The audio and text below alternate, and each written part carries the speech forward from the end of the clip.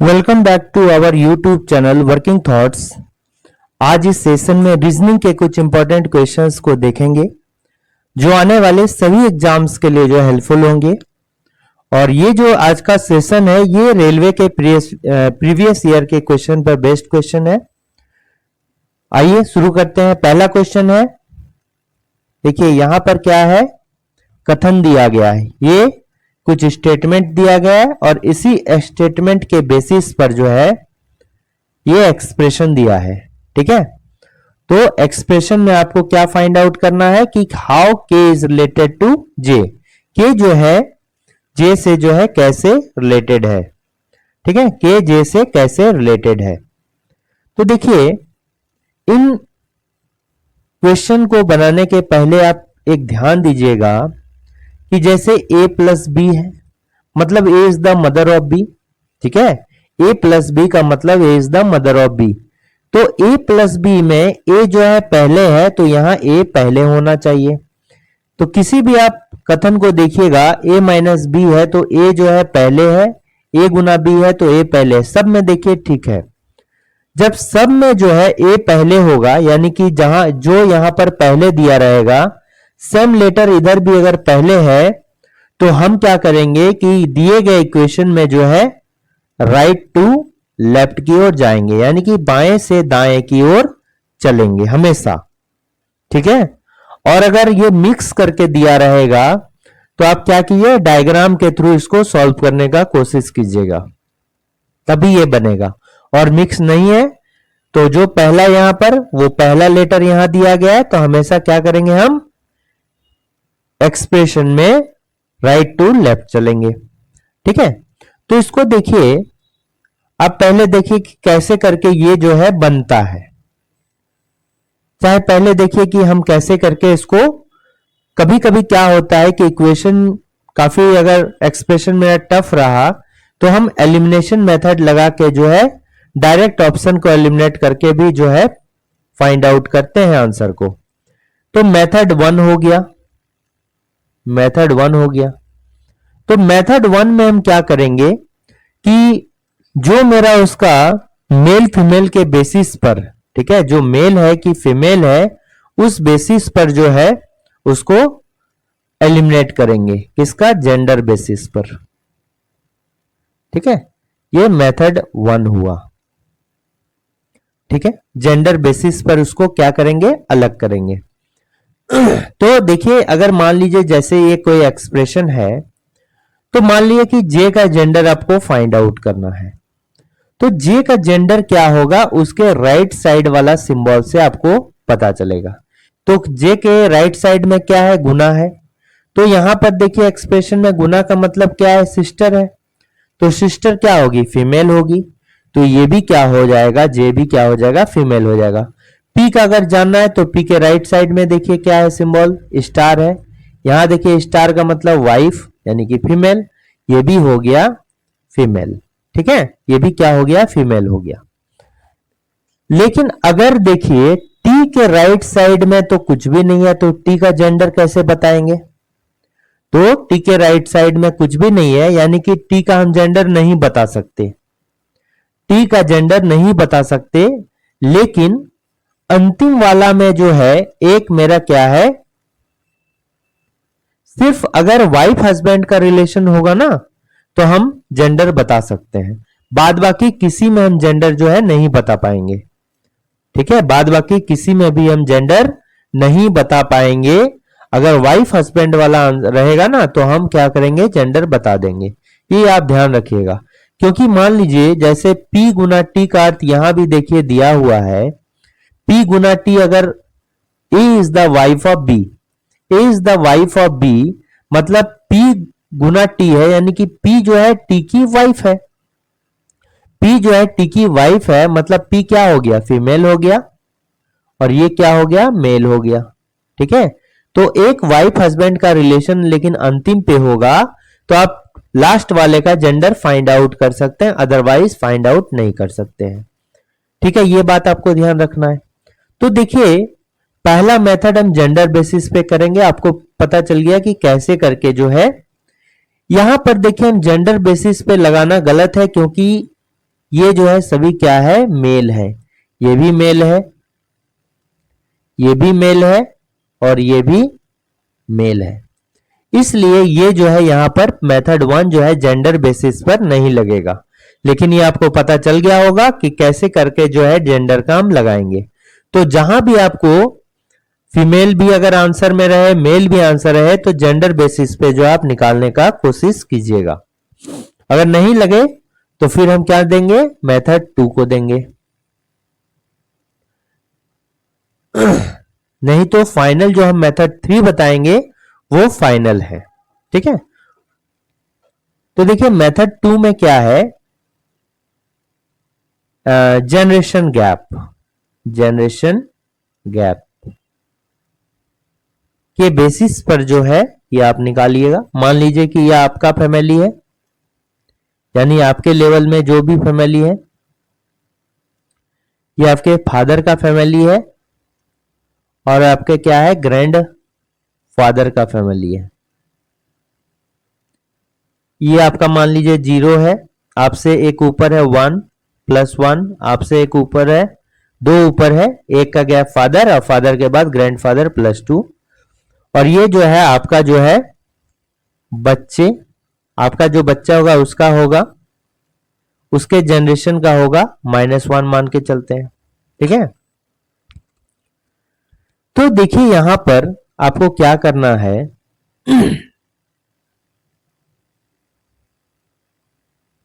बहुत इंपॉर्टेंट है, अगर वीडियो अच्छा लगे तो जरूर इसको लाइक कीजिएगा।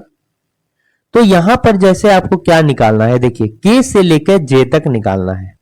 तो के से लेकर जे तक निकालना है, तो आप बस इतना को जहां से जहां तक निकालना है ना, एक्सप्रेशन से उतना को जो है हटा लीजिए। डायरेक्टली ये हम लिख दे रहे हैं, बट वो जो आपको क्वेश्चन में ही करके देखना चाहिए। ठीक है, तो देखिए की और एल के बीच में क्या है, माइनस है, और माइनस का अर्थ देखिए यहां पर क्या है, माइनस का अर्थ क्या है, फादर है। माइनस का अर्थ क्या है, फादर है। तो ये जो है फादर का जनरेशन हो गया, यानी कि +1 दीजिए, +1 दीजिए, और फिर माइनस है, यानी कि क्या दीजिए, +1 दीजिए। यानी कि और हमेशा किधर से किधर चलना है आपको, राइट टू लेफ्ट चलना है। ठीक है, अंतिम से लेके जो है स्टार्टिंग तक चलना है। अंतिम से लेके जो है हमेशा आपको स्टार्टिंग तक स्टार्ट करना है। आपको के तक पहुंचना है कि के जो है जे से किस प्रकार संबंधित है। तो जिधर तक संबंधित है जो पहले होगा, के किस तरह संबंधित है जे से, तो के तक हमको पहुंचना है जे के रिस्पेक्ट में। क्या बोल रहा है कि के जे से किस तरह संबंधित है, तो आपका रेफरेंस कौन सा है, जे। जे जो है के जो है जे का कौन लगा, ठीक है, के जो है जे का कौन लगा, तो हम के तक जाएंगे। ठीक है, तो देखिए जे से जब चले तो देखिए +1 और +1 जब सम कर दिए तो क्या हो गया, +2 आ गया। तो यहां से देखिए हमेशा जो है आप रेफरेंस कहां से लीजिएगा, खुद से लीजिएगा। हमेशा जो रेफरेंस लेंगे ये भी कहां से लिए हैं, खुद से लिए हैं। खुद को 0 माने हैं ना, ये आपका है, तो आपका क्या है, जनरेशन 0 है, और हमेशा ये क्या होगा, रेफरेंस होगा। ठीक है, रेफरेंस जो होगा यहीं से लेना है। तो देखिए यहां से जो है आपको जाना है के तक। तो यानी कि कौन सा जनरेशन का हो रहा है, के तक जाने में देखिए दूसरा जनरेशन में होगा। तो दूसरा जनरेशन में कौन है, ग्रैंडफादर है। तो देखिए ब्रदर जो होगा, भाई जो होगा, ये आप ही का जनरेशन होगा। बेटा आपसे एक नीचे होगा, माइनस आता तो बेटा होता। फादर आपसे एक ऊपर होगा, तो यहां +2 आ रहा है, यानी कि आपके फादर पहले जनरेशन और आपके दादाजी दूसरे जनरेशन। तो ये किसमें है, दूसरा जनरेशन वाला इसका करेक्ट आंसर होगा। ठीक है, इस तरह से भी आप निकाल सकते हैं, बहुत सारे में यह काम देगा। ठीक है, अब देखिए ये तो पता चल गया आपको जनरेशन गैप के बेसिस पर कैसे। अब जो होगा ये फाइनल मेथड है। कौन सा, फाइनल मेथड है, जो किसी में भी आप लगा सकते हैं। देखिए आपको जो है वही बात है, के से लेके जे तक निकालना है, तो के से जे तक ही जाना है, तो के -L -J।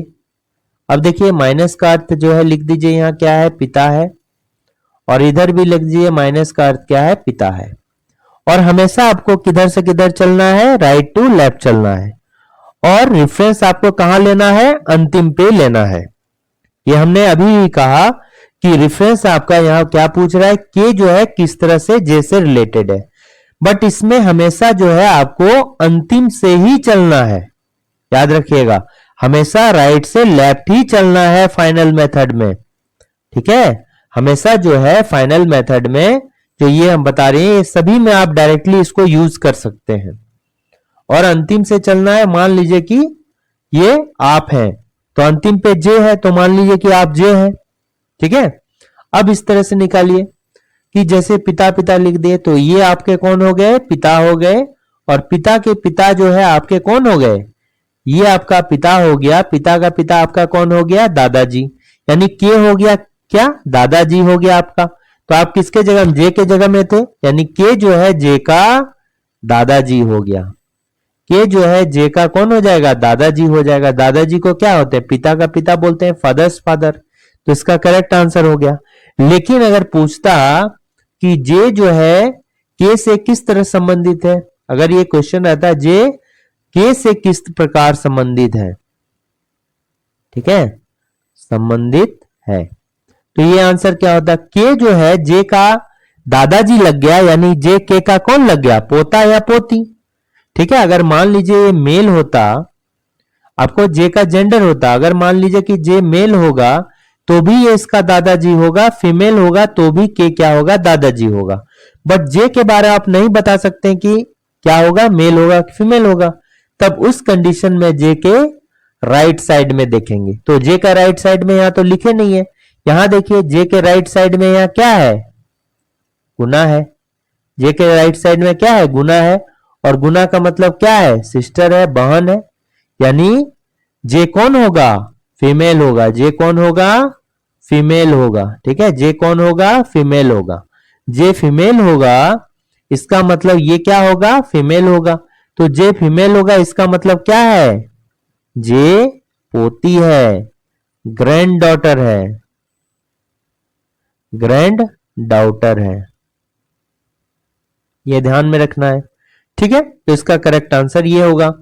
तो ये देखिए एक इंपॉर्टेंट, तीनों जो मेथड है ये बहुत ही इंपॉर्टेंट है। आप एलिमिनेशन मेथड का यूज करके भी इसको डायरेक्टली जो है, ये समय बचाने का तरीका है, जो जिसमें फिट हो वो आपको करना है। और बात बाकी नहीं समझ में आ रहा है तो लास्ट वाला मेथड तो रामबाण है ही। अब देखिए यहां पर क्या है, एक कथन दिया गया है, इसको कर लें सिलोलिज्म। सिलोलिज्म, साइलोलिज्म। ठीक है, साइलोलिज्म। तो देखिए इसको आप 150 के मेथड पर भी बना सकते हैं। ठीक है, 150 मेथड में बना सकते हैं, इसको वेन डायग्राम के थ्रू भी बना सकते हैं। तो पहले हम जो है वेन डायग्राम के थ्रू देखते हैं। तो देखिए क्या है, ऑल वेफल्स आर कोऑर्डिनेटर्स। तो मान लीजिए वेफल्स को W से और कोऑर्डिनेटर्स को, कोरिंडर्स को C से। ठीक है, फॉर्म्स को F से और कोरिंडर्स को C से डिनोट करते हैं। तो पहला है कि वॉल वेफल्स आर कोरिंडर्स। तो सभी वेफल क्या है, कोरिंडर के अंदर है। तो सभी वेफल को हम क्या करेंगे, कोरिंडर के अंदर लिख देंगे। ठीक है, फिर क्या है कि all forms are corianders. All forms are corianders. तो देखिए थोड़ा इसको छोटा बनाना चाहिए था, तभी हम जो है कोरिंडर्स के अंदर वेफल्स को भी रखेंगे। देखिए W को रखे वेफल्स, और उसके बाद जो है इसको भी रखेंगे फॉर्म्स को ऐसे। तो वेफल्स और फॉर्म्स देखिए दोनों कोरिंडर के अंदर है, लेकिन वेफल्स और फॉर्म के बीच में क्या संबंध है ये हमको नहीं दिया गया है। अब कंक्लूजन में आइए, सम वेफल्स आर फॉर्म्स। तो हमने कहा कि एक्सप्रेशन में हर कुछ दिया है, कोरिंडर और वेफल्स के बीच में आपको रिलेशन दिया है कि सभी वेफल्स क्या है, कोरिंडर्स है, सभी फॉर्म्स कोरिंडर्स है, लेकिन वेफल्स और फॉर्म्स में क्या है, कोई भी मतलब संबंध नहीं बताया गया है। ठीक है, इन दोनों के बीच में कोई भी संबंध नहीं बताया गया है। मतलब क्या है कि अगर ये मान लीजिए भारत देश है, ये भारत देश है, ये दोनों दो स्टेट्स हैं, तो ये पता है कि ये भारत का जो है ये स्टेट है, ये भी भारत का स्टेट है, लेकिन दोनों स्टेट के बीच में क्या संबंध है ये हमको पता नहीं है। तो वेफल और फॉर्म्स के बीच में क्या है, कोई भी रिलेशन नहीं है, तो ये तो गलत हो गया। सम कॉरिंडर्स आर फॉर्म्स, कुछ कॉरिंडर क्या है, फॉर्म्स है। हमने बताया है कि the all X are Y मान लीजिए, तो इसका मतलब क्या होता है कि सम वाई इज एक्स, ये सही होता है। तो वही है कि ऑल वेफल्स आर कॉरिंडर्स, मतलब क्या हो गया, सम कॉरिंडर्स आर वेफल्स, तो ये वाला क्या हो जाएगा, सही हो जाएगा दूसरा वाला। तो केवल जो है दूसरा क्या है, सही है, ओनली कंक्लूजन टू फॉलोज। ठीक है, अब इसको 150 मेथड से भी आप देख सकते हैं। तो देखिए 150 में क्या होता है कि जैसे ऑल है, ऑल एक्स इज वाई, फिर सम का होता है some X is Y, some X is not Y, no X is Y. ठीक है, तो मान लीजिए कि यहां पर क्या है, ऑल है, तो जब ऑल है तो आपको देखिए इधर भी आपको क्या होगा, ऑल के साथ 100 देना होगा और इस साइड जो है 50 देना होगा। सम है तो दोनों साइड 50-50 ये वैल्यू होता है, ये आपको ध्यान रखना है। इधर भी 50 आपको लेना है सम के साथ, लेकिन नॉट के साथ जैसे होगा ये 100 होगा, ये नो के साथ दोनों साइड 100 होगा। ठीक है, अब जो है मान लीजिए एक्सप्रेशन 1 है, ये एक्सप्रेशन क्या है 2 है, ये एक्सप्रेशन मान लीजिए क्या है 3 है, ये क्या है 4 है। तो कभी कभी जो कंक्लूजन होता है, जो निष्कर्ष होता है, दो के साथ बनेगा। ठीक है, दोनों को मिला के बनेगा। मान लीजिए कि यहां है ऑल एक्स इज वाई, फिर क्या है कि सम वाई इज एक्स जेड, दो एक्सप्रेशन है। तो इसमें देखिए इसका वैल्यू आप कीजिए, तो इसमें हो गया 100, यहां हो गया 50, यहां भी हो गया 50 और यहां क्या हो गया 50। ठीक है, अब इन दोनों को मिलाकर एक एक्सप्रेशन बनेगा कि नहीं बनेगा। तो देखिए दोनों को मिलाने के लिए कुछ तो कॉमन होना चाहिए, तो कॉमन यहां क्या है, y है, बट दोनों का वैल्यू क्या है 50 है। जब दोनों का वैल्यू 50 होगा तो दोनों के बीच में ध्यान रखिएगा कि आपका रिलेशन नहीं बनेगा, बाद बाकी सभी के बीच बनेगा, कॉमन होना चाहिए और वैल्यू जो होगा, जो कॉमन टर्म है 50, उसका आंसर नहीं होना चाहिए, मतलब वैल्यू जो है 50-50 नहीं होना चाहिए। ठीक है, दूसरा आपको यह ध्यान रखना है कि अगर मेरा जो स्टेटमेंट है वो पॉजिटिव है तो ही मेरा कंक्लूजन क्या होगा, पॉजिटिव होगा। स्टेटमेंट मेरा नेगेटिव है तो मेरा कंक्लूजन क्या होगा, नेगेटिव होगा। स्टेटमेंट मान लिए बहुत सारे हैं, ठीक है, बहुत सारे स्टेटमेंट है, अगर इन सभी स्टेटमेंट में जो है अगर एक भी नेगेटिव हो गया तो मेरा जो है कंक्लूजन जो है वो क्या होगा, नेगेटिव होगा।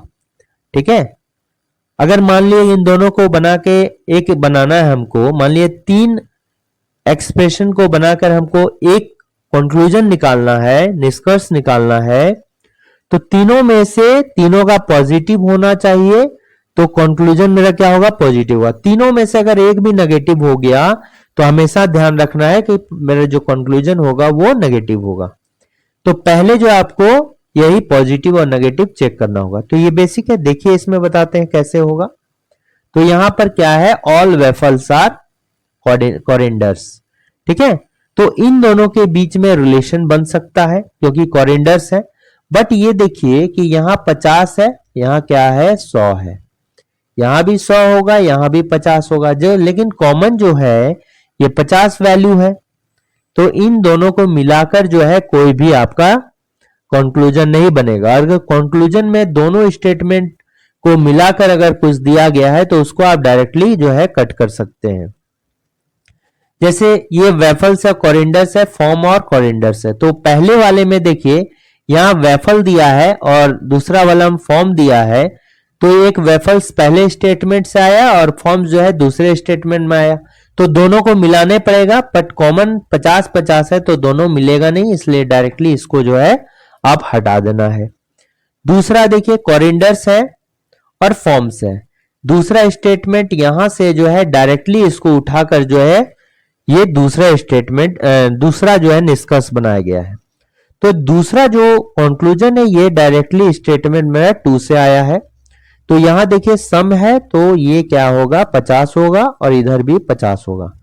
सम वाले में दोनों साइड 50 होता है। तो अब बस आपको दूसरा कथन पर ध्यान देना होगा, दूसरा स्टेटमेंट में ध्यान देना होगा। तो यहां देखिए ये मान लीजिए आपका बैंक है, आपको ये क्या है बैंक है, और ये आपका जो है कोई लेंडर है आपको मांग रहा है। तो यहां पर क्या है कि 100 मेरा फॉर्म्स है, मांग कितना रहा है 50, तो बिल्कुल आप दे सकते हैं। मांग 50 रहा है तो बैंक में अगर 100 है तो आप 50 मांगेगा तो जरूर दीजिएगा। कोरिएंडर भी यहां पर 50 और 50 कोरिएंडर मांग रहा है तो ये क्या होगा सही होगा। अगर मान लीजिए यहां पर 50 रहता वैल्यू में कोरिएंडर का और मांगता अगर 100 के साथ तो गलत हो जाता। अगर यहां ऑल रहता ना तो कोरिएंडर का वैल्यू कितना होता 100, तो उस कंडीशन में गलत हो जाता, क्योंकि बैंक के पास है 50, मांग कितना रहा आपसे 100 मांगता तो गलत ना हो जाता। 50 रुपया मान लीजिए आपके पास है और कोई मांगेगा 100 रुपया तो दे पाइएगा क्या? बिल्कुल नहीं दे पाइएगा।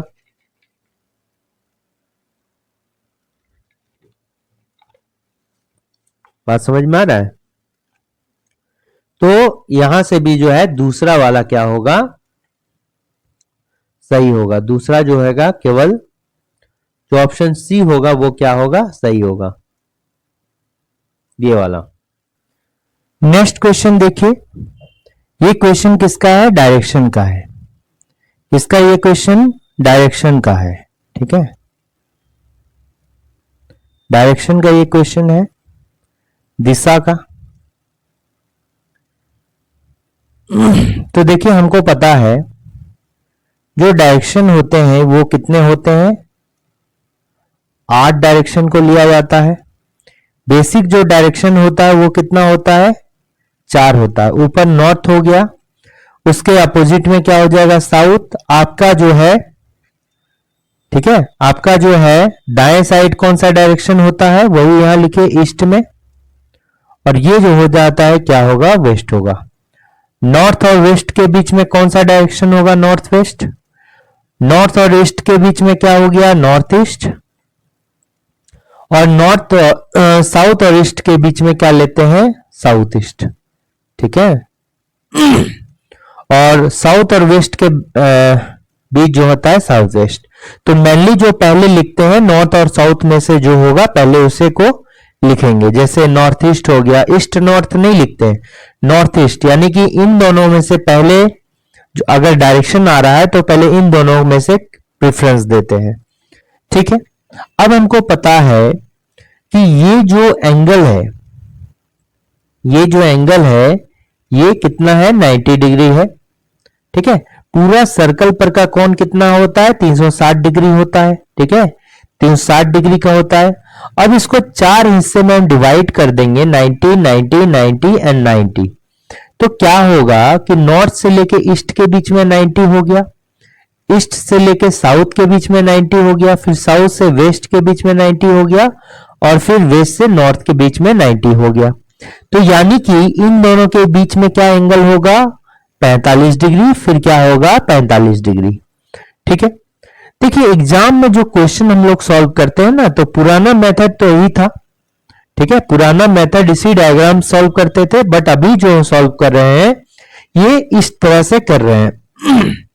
आप नॉर्थ से स्टार्ट कीजिए और इसको जो है आप रिमेंबर कर लीजिएगा। जैसे नॉर्थ के बाद जो है नॉर्थ ईस्ट हो गया, नॉर्थ के बाद नॉर्थ ईस्ट हो गया, फिर उसके बाद देखिए क्या हो गया ईस्ट हो गया, फिर उसके बाद क्या हो गया साउथ ईस्ट हो गया, फिर क्या हो गया साउथ हो गया, फिर क्या हो जाएगा देखिए साउथ के बाद साउथ वेस्ट, फिर हो गया वेस्ट, फिर क्या हो गया नॉर्थ वेस्ट, और फिर क्या हो गया नॉर्थ हो गया, ठीक है। तो इसी को आप जो है ध्यान में रखिएगा कि पहले नॉर्थ लिखिए, यहां से देखिए क्लॉकवाइज आप चलिएगा, क्लॉकवाइज चलिएगा तो इसको क्लॉकवाइज ही लिखना है। पहले नॉर्थ लिख लीजिए, फिर ईस्ट लिखिए, फिर साउथ लिखिए और फिर वेस्ट लिखिए और फिर से जो है नॉर्थ आ जाता है, नॉर्थ लिखिए। तो नॉर्थ ईस्ट के बीच में क्या हो गया, नॉर्थ ईस्ट हो गया। नॉर्थ और ईस्ट के बीच में, ईस्ट और साउथ के बीच में साउथ ईस्ट हो गया। साउथ और साउथ वेस्ट के बीच में साउथ वेस्ट हो गया। और ये क्या हो गया, वेस्ट से लेके नॉर्थ के बीच में नॉर्थ वेस्ट हो गया। अब देखिए वही यहां पर क्या है कि इन दोनों के बीच में जो एंगल है ये कितना का है, 45 डिग्री का। आप यहां भी देख सकते हैं ये 45 का है, फिर ये 45 का होगा, ये 45 का होगा, ये 45 का होगा, ये 45 का। डिफरेंस क्या हो गया, 45 का एंगल हो गया दोनों के बीच में।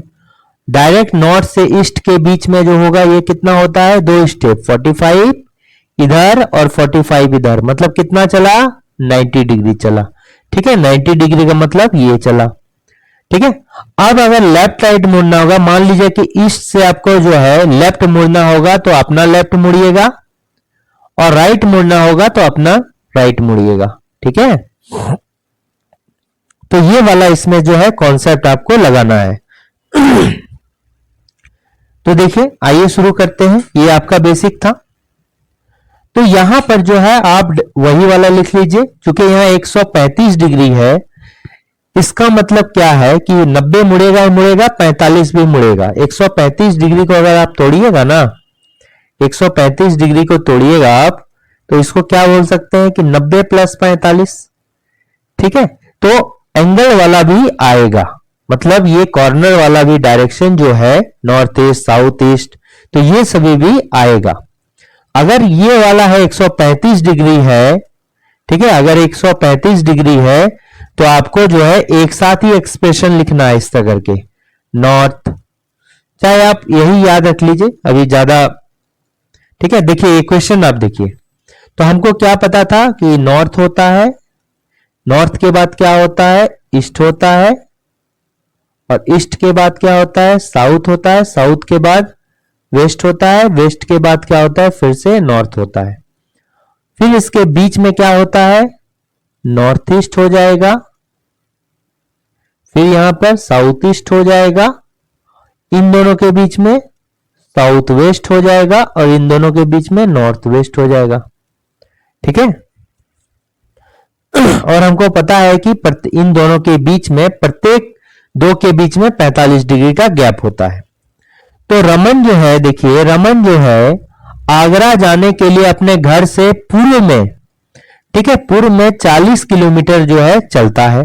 तो पूर्व कहां, यहां पर है, तो ये जो है कितना चलता है, 40 किलोमीटर जो है चलता है। कितना चलता है, 40 किलोमीटर चलता है पूर्व में। ठीक है, 40 किलोमीटर हो गया। फिर वह 90 डिग्री दाएं मुड़ता है। जब दाएं बोलेगा तो अपना दाएं लीजिएगा। ठीक है, और 90 डिग्री मूव करता है। 90 डिग्री मूव करता है मतलब 2 मूव करेगा। देखिए 90 डिग्री मूव करता है यानी कि कहां होगा, इधर से इधर आएगा, आपका दाएं मूव करेगा, यानी कि इधर दाएं है तो इधर मूव करेगा दाएं। तो एक तो 45 डिग्री ये हो गया, ठीक है, 45 डिग्री ये हो गया, फिर से 45 डिग्री ये हो गया।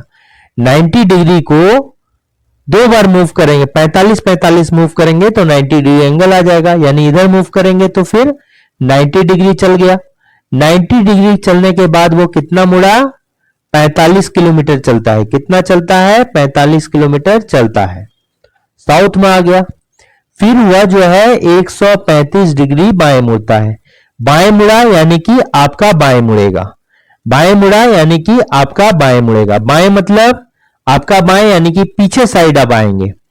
तो 135 चला, 135 चला यानी कि 45 करके कितना बार चलेगा, 3 बार चलेगा। ठीक है, 3 बार चलेगा। तो फिर ये कहां आया, यहां आया, 1 बार 2 बार और 3 बार। कहां आ गया, नॉर्थ ईस्ट में आ गया, पीछे आ गया। ठीक है, कहां आ गया, पीछे आ गया।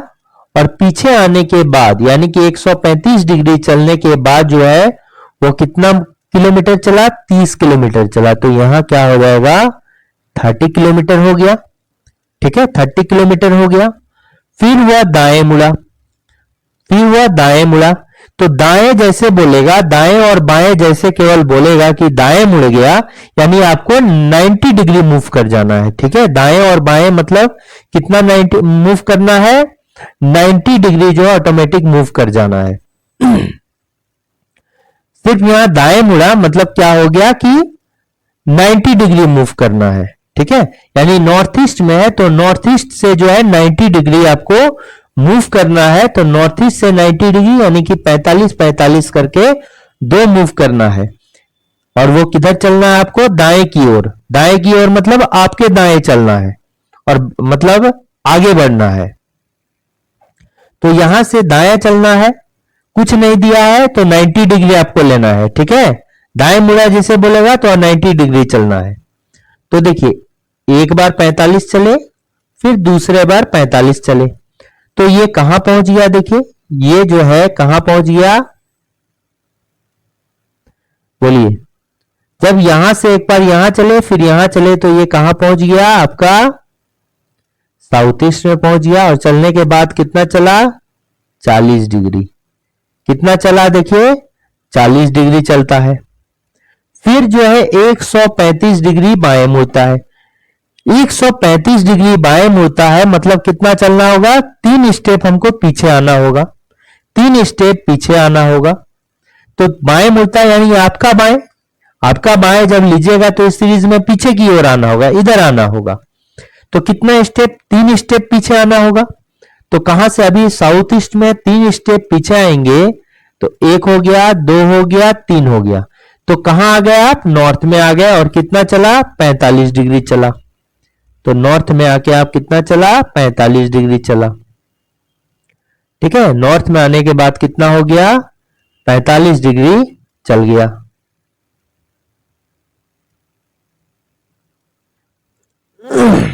ठीक है, अब देखिए फिर क्या बोल रहा है यहां पर, 45 अंत में वह बाएं मुड़कर 40 किलोमीटर चला।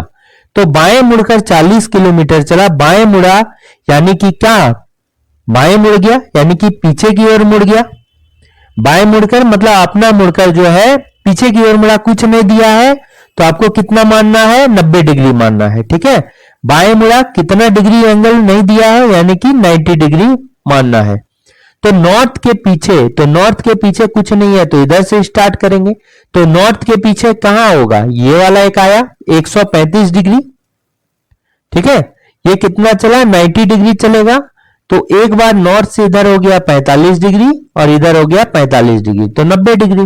और 90 डिग्री चलने के बाद कितना चलता है, 40 किलोमीटर चलता है। यानी कि अभी जो है वो 40 किलोमीटर चलने के बाद जो है कहां पहुंच जाता है, आगरा पहुंच जाता है। ठीक है, आगरा पहुंच जाता है। तो यहीं पर क्या है, मेरा आगरा है। यानी कि ये फाइनल डेस्टिनेशन हो गया। ठीक है, ये क्या हो गया, फाइनल डेस्टिनेशन हो गया, यहां तक रहकर रुक गया, आगरा हो गया। अब जो जो इसमें अपोजिट डायरेक्शन में है उसको हम क्या करेंगे, कटाएंगे। जो जो अपोजिट डायरेक्शन में होगा वो क्या कहेंगे, कटाएंगे। जैसे ईस्ट हो गया तो ईस्ट का जो होता है, ईस्ट का वेस्ट होता है, ईस्ट का अपोजिट वेस्ट होता है। तो ईस्ट चला 40 किलोमीटर और वेस्ट भी चला कितना, 40 किलोमीटर। एक मिनट,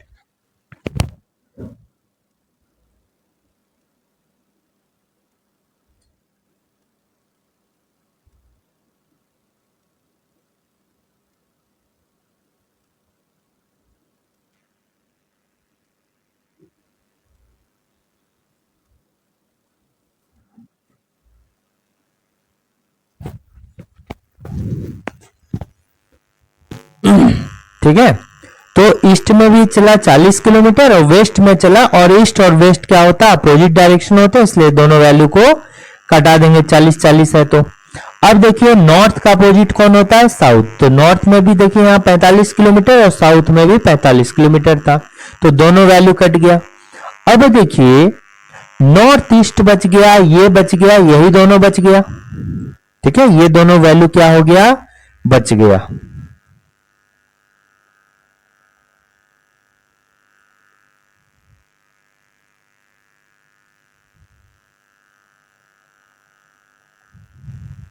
अच्छा एक कहीं और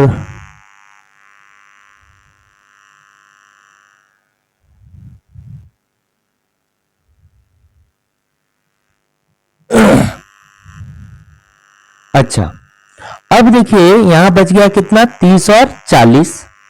अब नॉर्थ का जो अपोजिट होता है, नॉर्थ ईस्ट का जो अपोजिट होगा वो क्या होगा?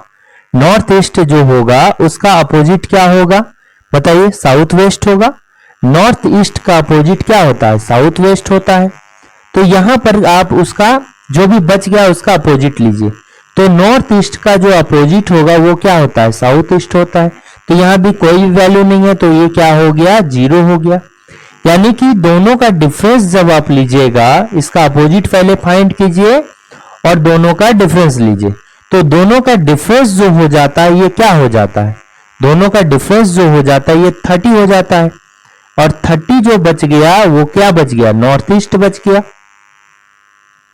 30 जो है साउथ ईस्ट में जीरो है, तो ये 30 नॉर्थ ईस्ट बच गया।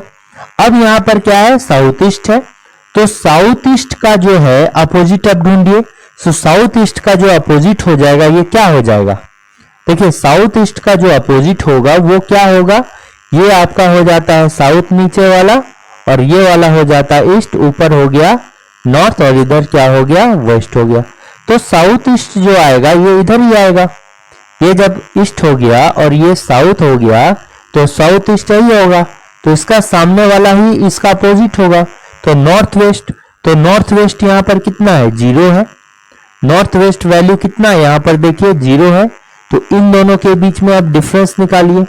इन दोनों के बीच में जब डिफरेंस निकालेंगे तो कितना हो गया डिफरेंस इसका? इन दोनों के बीच का जो डिफरेंस हो जाएगा वो कितना हो जाएगा बताइए आप? इन दोनों के बीच का डिफरेंस 40 साउथ ईस्ट हो जाएगा। 40 साउथ ईस्ट आ जाएगा। ठीक है। अब जब दो वैल्यू आ गया, जब दो वैल्यू आ गया तो देखिए इन दोनों के बीच में जब दो वैल्यू आ गया, इसका मतलब क्या हो गया? ठीक है। यानी आपका बच क्या गया?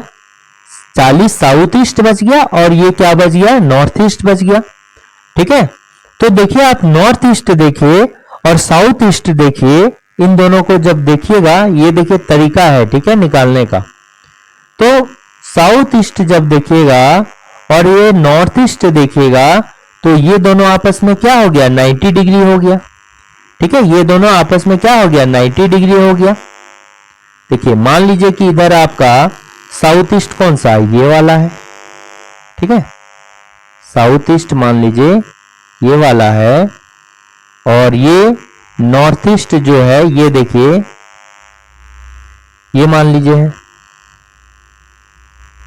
अब यहां भी निकाल के देखिएगा तो आप देख सकते हैं कि ये वाला जो है ये साउथ ईस्ट हो गया ना, साउथ ईस्ट आ गया, और नॉर्थ ईस्ट क्या हो गया? ये वाला हो गया नॉर्थ ईस्ट। तो इन दोनों के बीच का एंगल कितना होता है? 90 डिग्री होता है इन दोनों के बीच का एंगल। तो ये दोनों जब 90 डिग्री है,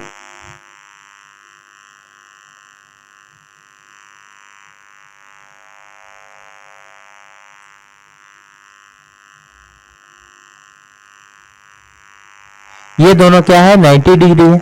और ये कितना है? 30 डिग्री नॉर्थ है, और ये क्या है? 40 डिग्री साउथ है। तो इन दोनों के बीच का जो डिफरेंस होगा और ये 90 डिग्री होगा, तो हम लोग क्या कितना होगा? तो हम लोग ट्राइड पता है 30, 40 और कितना होता है 50 का। ठीक है। चाहे पाइथागोरस थ्योरम भी लगाएंगे। ठीक है। तो ये जो अगर 30 है ये 40 है, तो ये कितना हो जाएगा बताइए? ये क्या हो जाएगा? 50 हो जाएगा। ठीक है। ये कितना हो जाएगा? 50 हो जाएगा। ये कितना हो जाएगा? 50 हो जाएगा। चाहे पाइथागोरस थ्योरम लगाइए, 30 स्क्वायर प्लस 40 स्क्वायर पर अंडर रूट निकालिएगा तो आपका 50 आएगा वैल्यू। ठीक है। तो यानी कि इन दोनों के बीच का मतलब क्या हो गया? 50 डिग्री हो गया। तो ये भी कैंसिल हो जाएगा, डिस्टेंस मेरा निकल गया 50 डिग्री, तो ये भी कैंसिल हो गया और ये भी कैंसिल हो गया। तो इन दोनों में से अब डायरेक्शन निकालना है। तो डायरेक्शन जो इन दोनों के बीच में कॉमन है ना, तो कॉमन क्या है? देखिए ईस्ट है, और यहां भी क्या है? ईस्ट है। तो आपको ईस्ट लेना है। तो ये क्या हो जाएगा? 50 किलोमीटर ईस्ट इसका करेक्ट आंसर हो जाएगा। क्या हो जाएगा? 50 किलोमीटर ईस्ट जो हो जाएगा इसका करेक्ट आंसर हो जाएगा। ठीक है। अगर वीडियो अच्छा लग रहा है तो जरूर उसको जो है लाइक कीजिए। तो ये जो डायग्राम हम लोग बना के करते हैं ना, तो उससे जो है ये अगर सीख जाइएगा तो आसान मेथड है। नेक्स्ट क्वेश्चन को आते हैं। नेक्स्ट क्वेश्चन देखिए। नेक्स्ट क्वेश्चन कह रहा है कि substitute appropriate option in place of hash. इसके जगह में, हैश के जगह में जो है ये क्या होगा?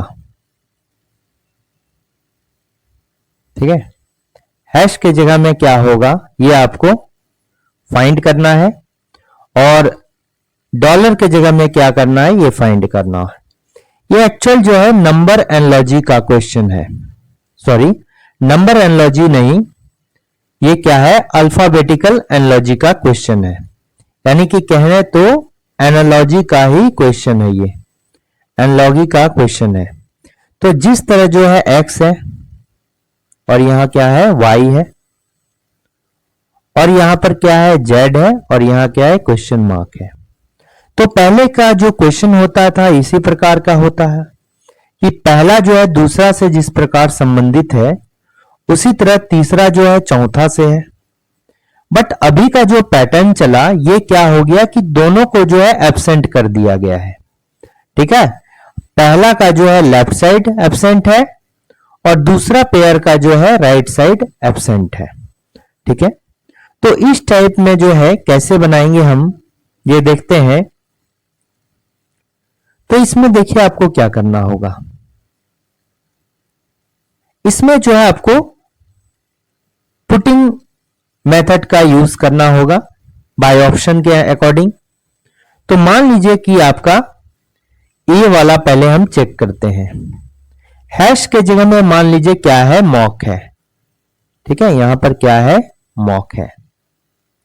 उसके नीचे क्या है?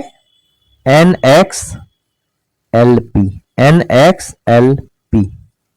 ठीक है, तो ये जो होता है M और L जो होता है ये क्या होगा? अपोजिट होगा। अपोजिट है, तो अपोजिट कब होता है ये भी आपको पता होगा। अपोजिट में जो है, जब अपोजिट मेरा क्या है? अल्फाबेट होगा, तो अपोजिट अल्फाबेट का क्या होता है? सम 27 होता है। अगर दोनों का सम 27 हो गया तो ये अपोजिट लेटर हो गया। ठीक है, जैसे A और Z क्या होता है? अपोजिट लेटर होता है। सम देखिए 27 होगा, ये पहले नंबर पे होगा, ये 26 नंबर पे होता है। B प्लस Y का क्या होगा? ये भी अपोजिट लेटर होता है। B का हो गया कितने नंबर पे? 2 नंबर पे, और ये हो गया 25 नंबर पे। देखिए दोनों का सम 27 होता है। तो रेंडमली हम किसी नंबर को ले लेते हैं, मान लीजिए P, और ये सम होना चाहिए 27। तो P का होता है 16, तो यहां पर कितना देंगे कि 27 हो जाएगा? सम 11 देंगे। दोनों का देखिए 16 प्लस 11 क्या हो गया? 27 हो गया। तो 11 मतलब क्या हो गया? K हो गया। तो P का अपोजिट क्या हो गया? K हो गया, PK। तो उसी तरह जो है आप पहले क्या कीजिए कि आराम से आपको किसी तरह का प्रॉब्लम ना हो, ऊपर में आप नंबरिंग कर दीजिए। ये 13 नंबर पे होता है। ठीक है, ये कितने नंबर पे होता है? 13 नंबर पर होता है। ये होता है कितना? 15 नंबर पे। ये कितना होता है? 3 नंबर पे। ये होता है 11 नंबर पे। अब देखिए ये हो गया 14, ये क्या हो गया? 12, ये क्या हो गया? 25 पे होता है, और ये हो गया 16। अब देखिए 13 प्लस 14 कितना हो गया? 13 प्लस 14 हो गया 27, 15 प्लस 12 हो गया 27, 3 प्लस 25 हो गया कितना? सॉरी, x जो होता है 25 तो किसका होता है? y का होता है। ये क्या होगा? आपका 24 होगा। ये क्या होगा? 24 होगा। 24 प्लस 3 27, और 16 प्लस 11 27। यानी कि ये जो ऊपर में लेटर दिए गए हैं ये नीचे वाले लेटर का जो है अपोजिट लेटर है। तो जब यहां पर अपोजिट लेटर का संबंध है तो सेम यहां भी अपोजिट लेटर का संबंध होना चाहिए। तो D हो गया, A हो गया, R T हो गया। ठीक है, AT हो गया। और नीचे में क्या दिया है? WZIG, WZIG। ठीक है, WZIG। तो अब देखिए यहां पर देखिएगा तो D कितना हो गया, 4 पर हो गया, ये 1 हो गया, 18 हो गया, ये 20 हो गया, ये वाला क्या हो गया 23 हो गया, ये वाला क्या हो गया 26 हो गया, ये एक I का हो गया तो 9 है, G की जगह में 7 है। तो देखिए 4 प्लस 23 क्या हो गया 27 हो गया, 1 प्लस 26 क्या हो गया 27, 18 प्लस 9 क्या हो गया 27 हो गया, 20 प्लस 7 27 हो गया। यानी कि यहां भी जो है अपोजिट लेटर का मेरा क्या है संबंध है। तो यानी कि करेक्ट ऑप्शन क्या हो जाएगा, ए हो जाएगा। ठीक है ना। लेकिन कभी कभी क्या है, हो सकता है कि आपको और में भी सेम संबंध दिया होगा। ठीक है, मतलब एक से अधिक में जो है, एक क्वेश्चन में जो है एक से अधिक भी लॉजिक बनते हैं, इसलिए सभी को जो है आपको चेक कर लेना होगा। सभी को जो है चेक कर लेना क्या होगा, एक बेहतर विकल्प होगा, ताकि जो होगा कोई प्रॉब्लम उसमें ना हो। तो देखिए आप कर लीजिए। तो यहां पर क्या लेते हैं, जे लेते हैं। ठीक है, आप जो इसको और चेक कर लीजिएगा। ठीक है, इसमें जो होगा करेक्ट आंसर ये क्या होगा, ए ही होगा। नेक्स्ट क्वेश्चन लेते हैं। ठीक है, नेक्स्ट क्वेश्चन आते हैं। अब देखिए यहां पर क्या है, यहां पर आपका दिया गया है, यहां पर क्या दिया गया है 53 है, स्टार है, फिर क्या है 13 है,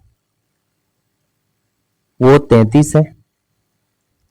आप बस यहां पर जो बीच में मेरा ऑपरेटर दिया है, चिन्ह दिया है, इसको ध्यान में नहीं रखना है।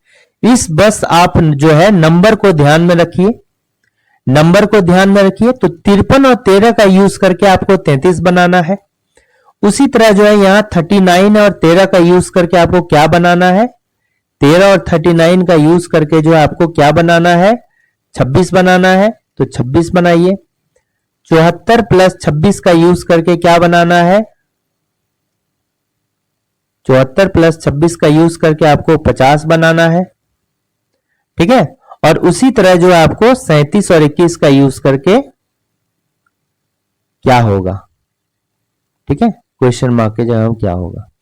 अब देखिए 53 और 13 का यूज करके आपको जो है कितना लाना है, 33 लाना है। ठीक है, कितना लाना होगा आपको, 33 लाना होगा। तो देखिए पहले हम क्या करेंगे कि गुना तो अचानक से नहीं करेंगे, गुना करेंगे तो बहुत बड़ा नंबर हो जाएगा। गुना करेंगे तो 2 डिजिट का नंबर इधर है, 2 डिजिट का नंबर इधर, गुना करेंगे तो क्या होगा, बहुत बड़ा नंबर होगा। हो सकता है गुना करने के बाद जो है उसका स्क्वायर रूट, क्यूब रूट में छोटा नंबर में कन्वर्ट होगा, लेकिन वो हम बाद में करेंगे। पहले हम दोनों के बीच क्या करेंगे, सम करेंगे, फिर डिफरेंस करके देखेंगे, यही सब करेंगे। तो पहले जो हम सम अगर करते हैं तो देखिए 33 से बड़ा हो जाएगा, बट एक बार आपको करना ही होगा। 53 हो गया, 53 प्लस क्या हो गया 13, जब सम करते हैं तो देखिए कितना हो जाता है 66 हो गया, और 66 को अगर हाफ करेंगे तो ये 33 में बदल गया। फिर इसमें भी करके देखेंगे 13, ठीक है, और प्लस 39 जब करते हैं तो कितना हो जाता है, देखिए 13 प्लस 39 कितना हो गया, 9 3 12 हो गया, 3 4 1 5 हो गया। 52 का आधा जो हो गया ये क्या हो जाएगा 26 हो जाएगा। आपको यहां 26 लाना है। तीसरा में देखेंगे 74 हो गया, और प्लस यहां क्या हो गया 26 आ गया। सम करेंगे 70 प्लस 20 हो गया 90, 90 प्लस 10 क्या हो गया 100 हो गया। तो 100 का आधा हो गया कितना 50, ये भी हो गया।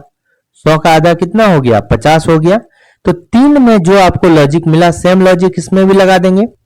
तो 37 प्लस 21 ये कितना हो गया 68 हो गया, और 68 का आधा कितना होता है 34 होता है।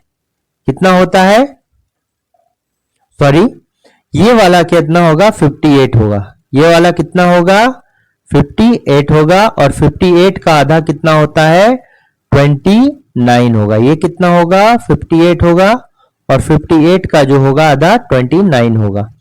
तो इसका करेक्ट आंसर जो होगा ऑप्शन नंबर ए है। ठीक है, नेक्स्ट क्वेश्चन हम देखते हैं। यहां पर देखिए ये जो लेटर है, लेटर का सीरीज है, इसको कन्वर्ट कर दिया गया है इसमें।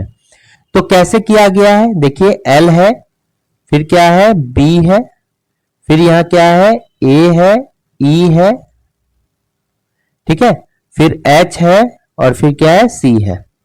नीचे में देखिए ये लिखिए बी एल, फिर क्या आ गया ई ए, ठीक है, फिर सी एच।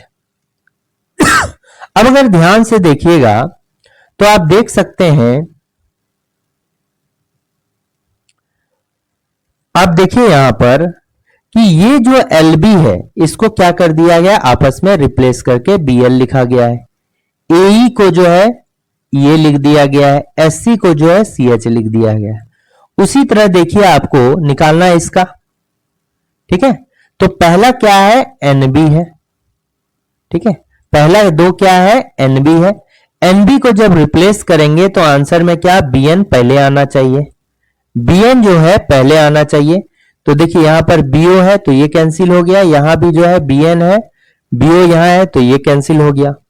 अब अंतिम वाला जो ये क्या है MH है, अंतिम वाला MH है, तो इसको MH को भी आपस में रिप्लेस करके HM कर देंगे। तो अंतिम पे HM होना चाहिए, HM इसमें क्या है MH है, तो ये भी नहीं होगा। मेरा करेक्ट आंसर क्या होगा, ये होगा। यानी कि जो भी लेटर है उसमें दो दो का पेयर बना देंगे और आपस में क्या कर देंगे, रिप्लेस कर देंगे। दोनों पेयर में लेटर को आपस में रिप्लेस कर देंगे, ठीक है। नेक्स्ट क्वेश्चन देखिए, नेक्स्ट क्वेश्चन क्या है,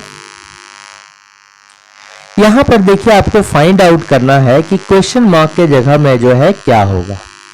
यहां पर चूंकि क्वेश्चन मार्क है तो आपको जो है इन तीनों का यूज करके ये नंबर लाना होगा। उसी तरह इसको भी टारगेट में रखिए कंपैरिजन में, तो इन तीनों का यूज करके आपको ये नंबर लाना है, इन तीनों का भी नंबर का यूज करके ये लाना है, ठीक है।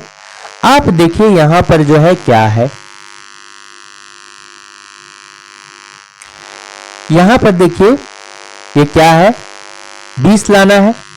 तो देखिए 5 + 4 क्या हो गया 9 हो गया, 9 + 9 क्या हो गया 5 + 4 + 9 ये कितना हो गया 18 हो गया, ठीक है। ये कितना हो गया 18, और 18 में अगर +2 कर देते हैं तो क्या हो जाता है 20 हो जाता है। उसी तरह इसमें आइए 3 हो गया 8 हो गया और फिर यहां पर 11, यानी कि 3 हो गया 8 हो गया और ये 11 को सम करेंगे तो कितना हो गया 11 दूनी 22, 22 में +2 ऐड कर दिए तो कितना हो गया 24 हो गया। तो देखिए यहाँ क्या है 24 है। तो उसी तरह इन तीनों को सम करेंगे, 9 + 4 13 + 13 कितना हो गया 26 हो गया। 26 को ये कितना हो गया 26 हो गया। 26 में अगर +2 हम ऐड कर दिए तो ये कितना हो जाएगा 28 हो जाएगा। तो इसका करेक्ट ऑप्शन क्या होगा 28 होगा, ठीक है। नेक्स्ट क्वेश्चन देखिए, अगर वीडियो अच्छा लग रहा है तो इसको लाइक से और सब्सक्राइब करना ना भूलें।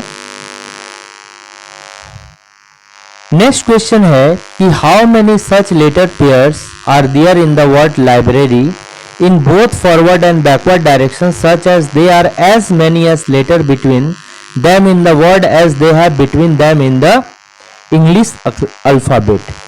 तो आगे और पीछे दोनों दिशाओं में ऐसे कितने अक्षर मौजूद हैं जिनके बीच सब जो है उतने ही अक्षर है जितने अंग्रेजी वर्णमाला में उनके बीच है।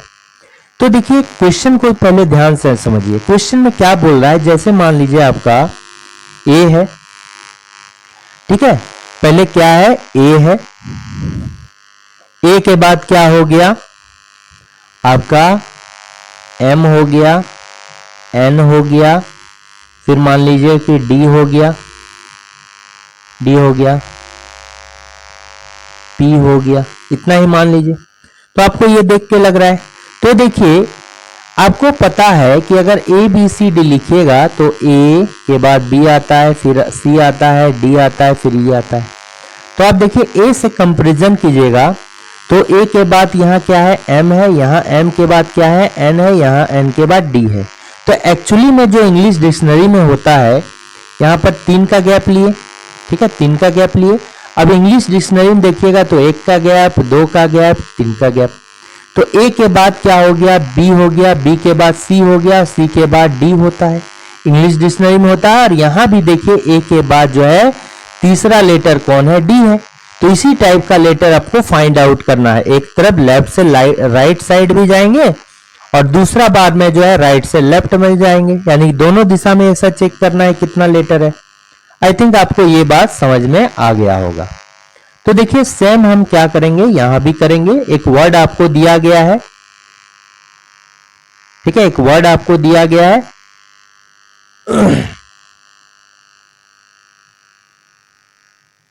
तो देखिए यहां पर क्या है, आपको लाइब्रेरी दिया है। क्या दिया है, लाइब्रेरी। तो ये लाइब्रेरी को आप लिख दीजिए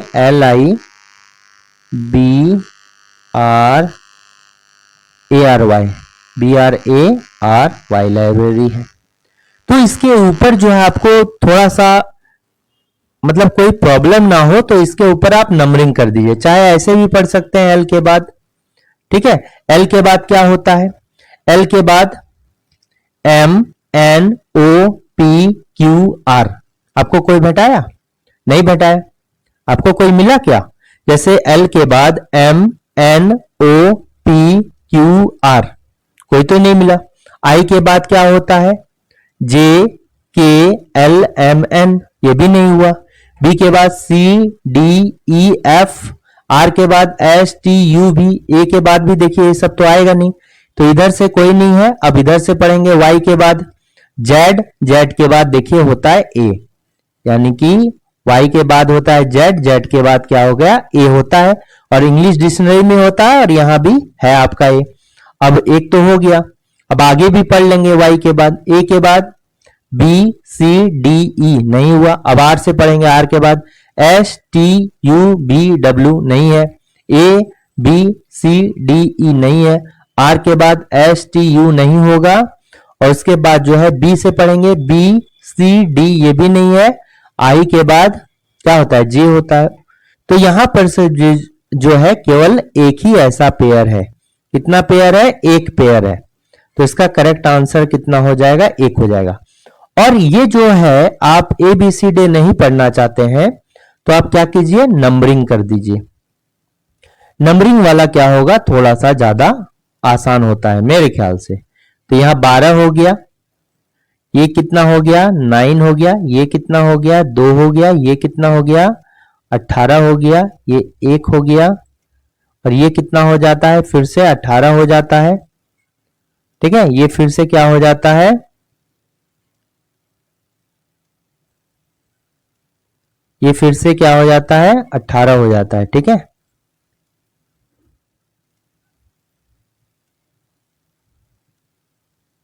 देखिए ये फिर से हो गया 18 और ये कितना हो गया, 25 हो गया। अब यहां से पढ़िए, 12 के बाद 13, 14, 15, 16, 17, 18, कहीं नहीं मिला। 9 के बाद 10, 11, 12, 13, 14, इस तरह पढ़िए, 2, 3, 4, 5, 6। 18 के बाद 19, 20, 21, 1, 2, 3 नहीं हो गया। अब उल्टा पढ़ते हैं तो 25, 26, 26 के बाद देखिए 27 नहीं पढ़ना है। 26 के बाद ए के बाद जो है जेड होता है, जेड के बाद पुनः ए से लेके जेड तक आपको पढ़ना है, जेड के बाद वापस ए आता है, ठीक है। तो यहां से कैसे पढ़ना है आपको, 25, 26 फिर 1, ठीक है। ये 26वां लेटर होता है जेड, फिर उसके बाद जेड के बाद 1 आएगा, ठीक है। तो यहां भी देखिए 25, 26 क्या हो गया, फिर 1 आ गया, उसी तरह 1 आ गया, तो एक पेयर ये हो गया। फिर 1 हो गया, 2, 3, 4, 5 कोई नहीं आया। 18 के बाद 19, 20, 21, 22, 23 कोई नहीं आया। 1, 2, 3, 4, 5 कोई नहीं आया। 18, 19, 20, 21 नहीं आया। यानी कि आप काउंट दोनों साइड से कीजिएगा तो सिर्फ जो है एक ही मिलेगा आपको, ठीक है। ये समझ गए होंगे आप, इस तरह करके इस क्वेश्चन को बनाया जाता है। फिर 9 नंबर, नेक्स्ट क्वेश्चन देखिए आप। नेक्स्ट क्वेश्चन 9 नंबर नहीं, नेक्स्ट क्वेश्चन। तो यहां पर क्या है, ये एक स्क्वायर टेबल का सीटिंग अरेंजमेंट क्वेश्चन है जिसमें कह रहा है कि सभी लोग सेंटर की ओर बैठे हैं। सेंटर की ओर बैठे हैं तो हमको पता है जब भी केंद्र की ओर मुख करके बैठते हैं तो लेफ्ट अगर बोलेगा तो आपको किधर चलना है, घड़ी के दिशा में चलना है, ठीक है। और राइट अगर बोलेगा यानी कि अगर आपको राइट बोला तो दायां बोला तो आपको किधर चलना होगा, एंटी क्लॉक चलना होगा घड़ी के दिशा में, ठीक है। आपको किधर चलना होगा, एंटी क्लॉक चलना होगा, घड़ी के विपरीत दिशा में चलना होगा, ठीक है। तो ये क्या हो गया आपका बायां हो गया और ये क्या हो गया आपका दायां हो गया। तो पढ़िए तो क्या है कि 8 लोगों का जो है यहां पर अरेंजमेंट है। तो ये 8 लोग जो है यहां पर स्क्वायर टेबल पे बैठेंगे। कितना लोग बैठेंगे, 8 लोग बैठेंगे। तो ये भी बोल रहा है कि कुछ लोग जो है some of them are seated at the corners of the table while some of them seated in the middle of the side. तो देखिए 8 लोग हैं तो कुछ लोग जो है मिडिल पे बैठे हैं, मिडिल पे बैठे हैं, देखिए मिडिल पर बैठे हैं कुछ लोग, ठीक है। यानी कि 4 लोग जो है मिडिल पर बैठे हैं, ठीक है। और कुछ लोग जो है कॉर्नर पे बैठे हैं। तो 4 आप बैठा दीजिए कॉर्नर पे और 4 जो बैठा दीजिए आप किधर, मिडिल पे बैठा दीजिए, ठीक है। इनमें से कुछ जो है मेज के कोनों पर बैठे हैं जबकि कुछ जो है भुजाओं के ठीक मध्य पर बैठे हैं।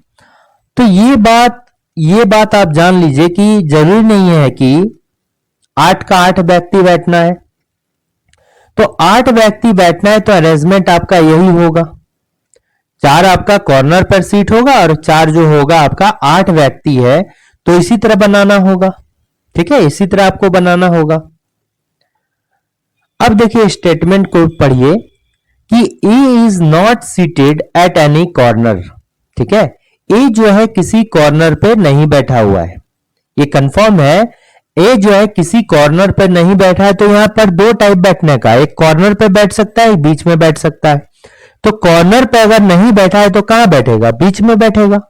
तो ए जो होगा ये मेरा कहां पर बैठा, ये बीच में बैठा है, यानी कि कहां पर, मिडिल में बैठा हुआ है, बीच में बैठा है, ठीक है।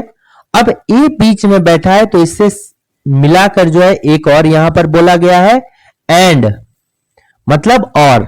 तो एंड जो होता है ये 2 वाक्य को जोड़ने के लिए होता है, 2 सेंटेंस को जोड़ने के लिए एंड का प्रयोग किया जाता है।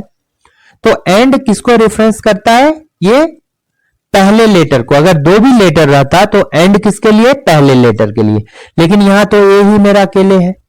तो यानी कि A is not seated at the corner, तो ए के बारे में बोल रहा है कि ए जो है कॉर्नर पर नहीं बैठा है, और is second to the right of H, ठीक है, एंड इज, यानी कि ए के बारे में दोनों स्टेटमेंट कर रहा है। ए जो है कोने पर नहीं बैठा हुआ है और ए जो है एच के राइट से सेकंड पर बैठा हुआ है। तो इसको आप लिख लीजिए यहां पर, ए जो है ये एच के राइट पर जो है सेकंड पर बैठा हुआ है, एच के राइट पर सेकंड पर, यानी यहां पर जो है एच अगर हमको मिलेगा तभी ए मिलेगा, क्योंकि रेफरेंस यहां एच का है।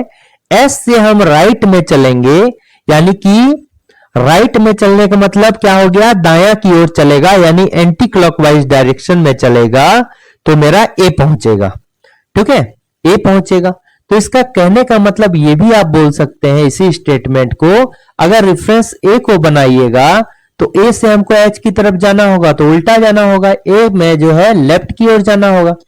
एस से हम राइट की ओर जाएंगे तो ए मिलेगा और ए से जो है लेफ्ट की ओर जाएंगे तो एच मिलेगा, लेकिन दोनों के बीच का गैप जो होगा ये कांस्टेंट होगा, यानी दूसरा स्थान पर ही होगा, ठीक है। रेफरेंस अगर एच का लेंगे तो राइट में कौन है, सेकंड पर ए है। रेफरेंस अगर ए का लेंगे तो लेफ्ट में कौन है, सेकंड पर एच है। ये आपको ध्यान रखना पड़ेगा, ठीक है। ये क्वेश्चन को आसान बनाने के लिए आपको कहीं कहीं पर हेल्प करेगा, नहीं तो अब बहुत प्रैक्टिस होगा तो ये सब आपको जानने का जरूरत नहीं है। तो देखिए उसके बाद क्या बोल रहा है, ये तो हो गया, इसको भी आप ध्यान में रखिएगा, ठीक है। तो ये ध्यान में रखिए कि एच जो है एच के राइट में अगर सेकंड पर चलेंगे तो ए आएगा, या उसका मतलब ये भी है कि एच से जो ए से जो है लेफ्ट पर सेकेंड चलेंगे तो मेरा कौन आएगा, एच आएगा। अब क्या बोल रहा है कि G is seated at one of the corners and it fourth to left of C। तो अब क्या कीजिए कि जिस अल्फाबेट से जो है, जिस अल्फाबेट मतलब यहां व्यक्ति का नाम अल्फाबेट दिया है, जिस व्यक्ति के रेफरेंस में ज्यादा स्टेटमेंट दिया है उसी को हम बैठाएंगे। तो देखिए G is seated at one of the corners, तो G जो है किसी एक कॉर्नर पे बैठा दीजिए, क्योंकि देखिए G से and fourth to the left of C। तो कहने का मतलब क्या है यहां पर कि G जो है कॉर्नर पे बैठा हुआ है और C के लेफ्ट में फोर्थ पर है, C के लेफ्ट में फोर्थ पर है। तो रेफरेंस यहां मेरा C का दिया है, तो C से अगर लेफ्ट में चौथा चलेंगे तो मेरा कौन आएगा, G आएगा। या फिर बोलेंगे कि G अगर रेफरेंस लेंगे तो G के राइट में चलेंगे तो C आएगा, ठीक है। And both E and B are seated next to C। अब देखिए ये स्टेटमेंट करेंगे तो C के रिस्पेक्ट में यहां भी एक है और C से जो है B और E को भी जोड़ दिया, ठीक है। फिर C B से कनेक्टेड हो गया और फिर B जो है किससे कनेक्टेड हो गया, F से देखिए कनेक्ट हो गया। तो इसके रेफरेंस में जो है ज्यादा मेरा स्टेटमेंट, इसलिए G को आप बैठाइए, ठीक है। फिर यहां पर G बैठ गया कॉर्नर पे और G के रिस्पेक्ट में क्या है कि C जो है C के लेफ्ट में फोर्थ पर G है, यानी कि G के जो है राइट में फोर्थ पर चलेंगे तो C आएगा। या ऐसे कीजिए कि C के आप लेफ्ट में फोर्थ पर जाइएगा तो G आना चाहिए। लेफ्ट मतलब क्या हो गया, क्लॉकवाइज डायरेक्शन, ठीक है। तो C से आप जो है क्लॉकवाइज चलिएगा, तो क्लॉकवाइज कैसे चलते हैं, ऐसे चलेंगे ना। क्लॉकवाइज कैसे चलते हैं, ऐसे चलते हैं। तो आपको कहां देना होगा, C, इस कॉर्नर पे देना होगा। C कहां देना होगा, इस कॉर्नर पे देना होगा। C जब इस कॉर्नर पे चलिएगा तो क्लॉकवाइज पे आइएगा, तो देखिए 1 2 3 4, चौथा पे G आना चाहिए। जो रेफरेंस है उसको छोड़ देना है और 4 आगे चलना है लेफ्ट साइड में। लेफ्ट साइड बोलने का मतलब क्या है, क्लॉकवाइज डायरेक्शन में चलना है। तो यहां पर मेरा क्या आ गया, G आ गया। अब G के रिस्पेक्ट में एक चीज और बोला है, C के रिस्पेक्ट में, कि C के जो है E और B जो है इमीडिएट नेक्स्ट है, यानी कि B और E जो है C के अगल बगल बैठा हुआ है, तुरंत अगल बगल बैठा है। तो या तो आप यहां पर B दे सकते हैं, B जो है यहां पर दे सकते हैं, या फिर B अगर यहां दिए तो E मेरा यहां देंगे। अगर E यहां दिए तो B आपको यहां देना होगा। अगर यहां पर भी दिए तो E आपको यहां पर देना होगा। B या E इन दोनों में से कहीं भी बैठ सकता है, ये कंफर्म नहीं है C के किस साइड में E बैठेगा, B बैठेगा। तो अगर यहां E बैठा है और B भी बैठ सकता है तो यहां B और E बैठेगा। ये बात समझ में आ रही है। अब क्या बोल रहा है कि F is seated at one of the corners, F भी जो है कॉर्नर पर बैठा है। तो कॉर्नर पे तो 2 ही जगह खाली है, 2 C और G मिलकर भर दिया है। तो कॉर्नर पे या तो F यहां बैठेगा, F यहां तो यहां बैठेगा। And is immediate left of B, F जो है कॉर्नर पे है और एंड किसके लिए है, पहला पर जो फर्स्ट पर्सन है, तो यहां एक ही पर्सन है, F के लिए है। तो F जो है कॉर्नर पे बैठा है और B के लेफ्ट में सेकेंड पर इमीडिएट लेफ्ट में जो है F बैठा हुआ है। B के इमीडिएट लेफ्ट में कौन बैठा हुआ है, F बैठा हुआ है, ठीक है। ये कंफर्म नहीं है B कहां बैठा हुआ है, B कहां बैठा हुआ है कंफर्म नहीं है। अगर आप B यहां दीजिएगा तो F यहां दीजिएगा, इमीडिएट लेफ्ट होना चाहिए। B का इमीडिएट लेफ्ट में जो है कौन होना चाहिए, F होना चाहिए, ठीक है। तो B अगर यहां देंगे, मान लीजिए कि B अगर यहां रखते हैं तो ये क्या हो जाएगा, देखिए ये राइट हो गया। B अगर यहां देंगे तो F तो इसी के बगल में देगा, B और F इमीडिएट में बैठा हुआ है। F जो है कॉर्नर पे बैठा है एंड B के इमीडिएट लेफ्ट में बैठा हुआ है। यानी B से अगर आप क्लॉकवाइज डायरेक्शन में जाएंगे तो आपको कौन मिलेगा, F होगा। तो ये तो हम B से कहां चल रहे हैं, एंटी क्लॉकवाइज डायरेक्शन में चल रहे हैं। इसका मतलब क्या हो गया कि बी जो होगा ये यहां नहीं बैठेगा। ठीक है, बी यहां पर नहीं बैठेगा। यहां पर कौन बैठेगा? एफ बैठेगा। सॉरी, यहां पर कौन बैठेगा? ई बैठेगा।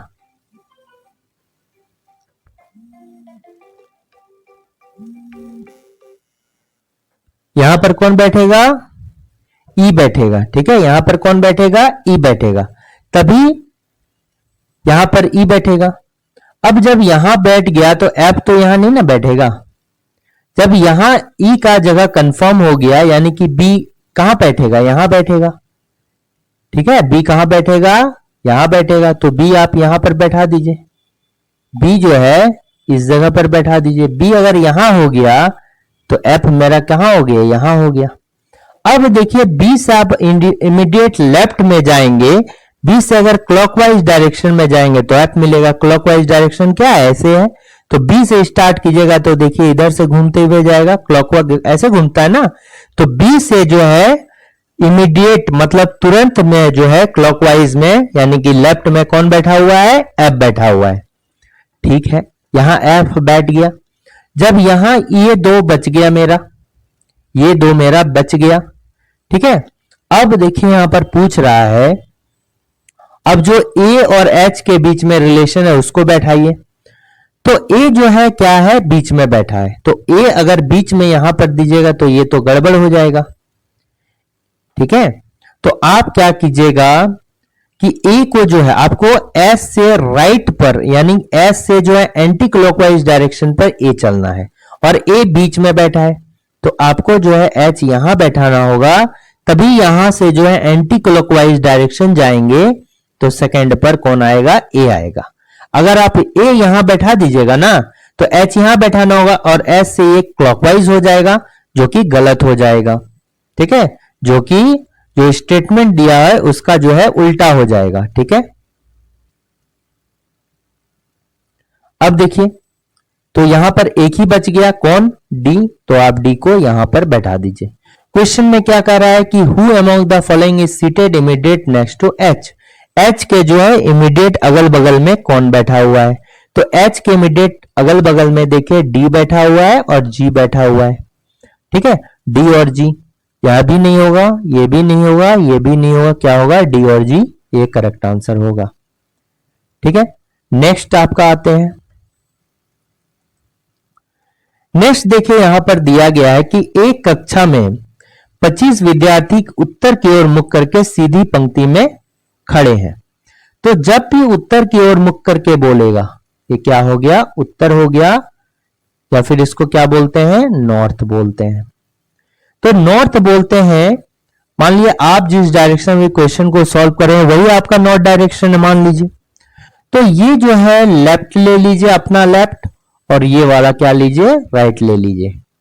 यानी कि ये क्या हो गया? बायां हो गया, और यहां पर क्या हो गया? दायां हो गया।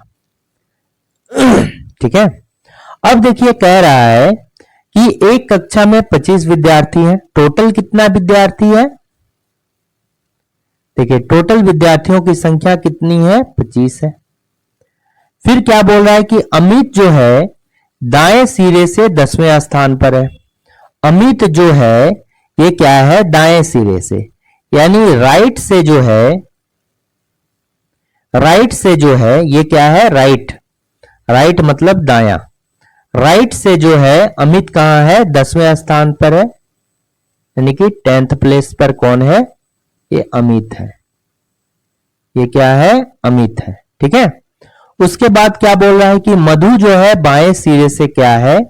मधु जो है ये बाएं सिरे से यानी कि लेफ्ट से जो है 18वें स्थान पर है। लेफ्ट से 18वें, यानी कि ये क्या हो गया? बाएं से जो है 18वें स्थान पर कौन है? मधु है। ठीक है, तो अमित और मधु के बीच में कितने विद्यार्थी खड़े हैं? तो आपको जो है बीच का निकालना है। ये बीच में जो है कितने विद्यार्थी खड़े हैं? ठीक है, बीच में जो है कितने विद्यार्थी खड़े हैं? तो एक बात ध्यान रखिएगा, इसमें दो टाइप के क्वेश्चन बनते हैं। इसमें आपको चेक करना होता है दो टाइप का क्वेश्चन जो होता है चेक करना होता है। पहला हो गया ओवरलैपिंग का कंडीशन, ठीक है। पहले क्या हो गया, ओवरलैपिंग का कंडीशन चेक करना होगा, ओवरलैपिंग। और दूसरा जो होता है ये क्या होगा, पहले ओवरलैपिंग देख लीजिए। ओवरलैपिंग मतलब क्या हो गया, एक दूसरे के ऊपर चढ़ा हुआ। मान लीजिए कि जैसे ये कोई व्यक्ति है, ठीक है, इसका जो है लेफ्ट से आप देख सकते हैं, इसका जो स्थान है ये क्या है, लेफ्ट से है, ठीक है। ये मान लीजिए लेफ्ट हो गया, यहां से है, कोई पोजीशन हो। अब एक व्यक्ति इधर है और जिसका जो है ये राइट से है, ठीक है। तो आप देखिए जब भी आप इधर से लेते हैं या इधर से लेते हैं,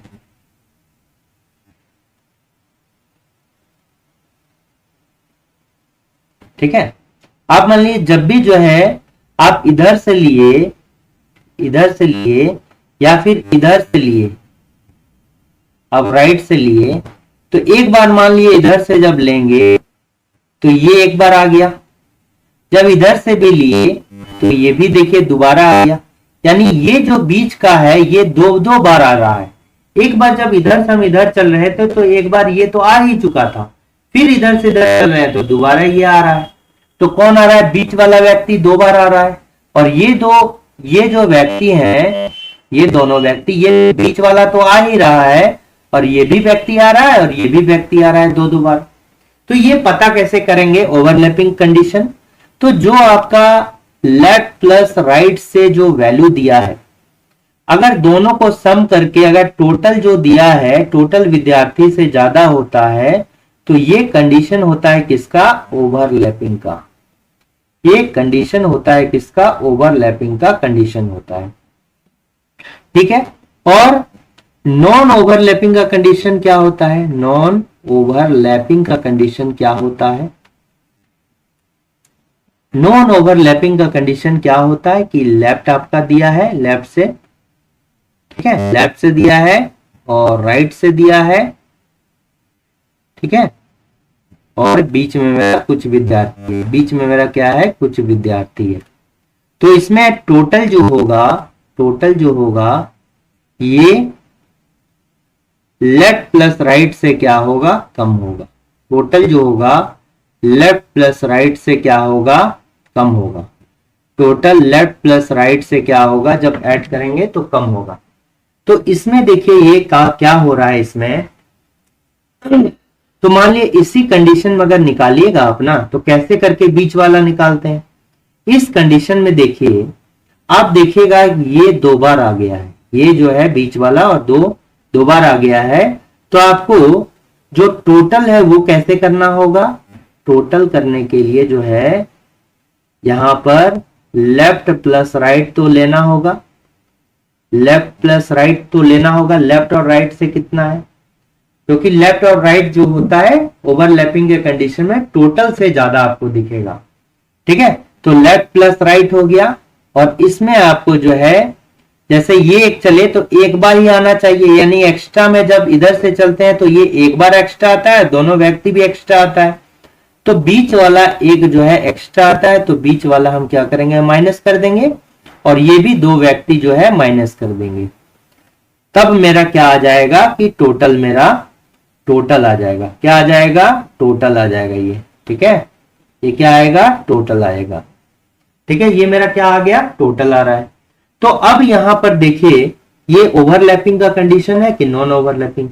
यहां पर जो है लेफ्ट से कितना है, देखिए यहां पर 18 है और राइट से कितना है, देखिए 10 है, ठीक है। तो दोनों को जब सम करेंगे लेफ्ट प्लस राइट करते हैं तो ये कितना आता है, 28। लेकिन यहां पर टोटल कितना है आपका, सिर्फ 25 ही विद्यार्थी है, देखिए 25 है। तो लेफ्ट प्लस राइट यहां देखिए टोटल से ज्यादा हो रहा है, ये जो हो रहा है टोटल से क्या हो रहा है, ज्यादा हो रहा है, यानी ओवरलैपिंग का कंडीशन है मेरा, क्या है, ओवरलैपिंग का ये जो है कंडीशन बन रहा है। तो ओवरलैपिंग के कंडीशन में बीच में निकालना है तो इस फॉर्मूला का आप यूज कर दीजिए। तो ये क्या बन रहा है, ओवरलैपिंग का कंडीशन बन रहा है। तो आप जो है ये बीच वाला जो है यूज कीजिए इसका। ठीक है, ये फॉर्मूला बीच के लिए क्या आपको बीच निकालना है ना, कि दोनों के बीच में जो है कितने विद्यार्थी जो है खड़े हैं।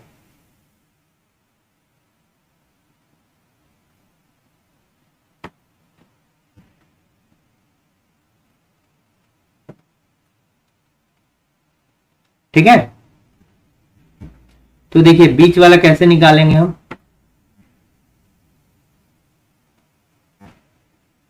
तो आप देखिए बीच निकालना है ना, बीच बीच में टोटल में से लेफ्ट राइट को माइनस करेंगे, total minus left plus right, और ये क्या करेंगे -2। तो टोटल में से क्या हो गया 28 हो गया, और -25 हो गया, और -2 हो गया। 25 2 27, यानी कि आंसर कितना हो गया 1 हो गया। 1 जो होगा मेरा करेक्ट आंसर होगा। बीच में कितने विद्यार्थी होंगे, 1 विद्यार्थी होंगे।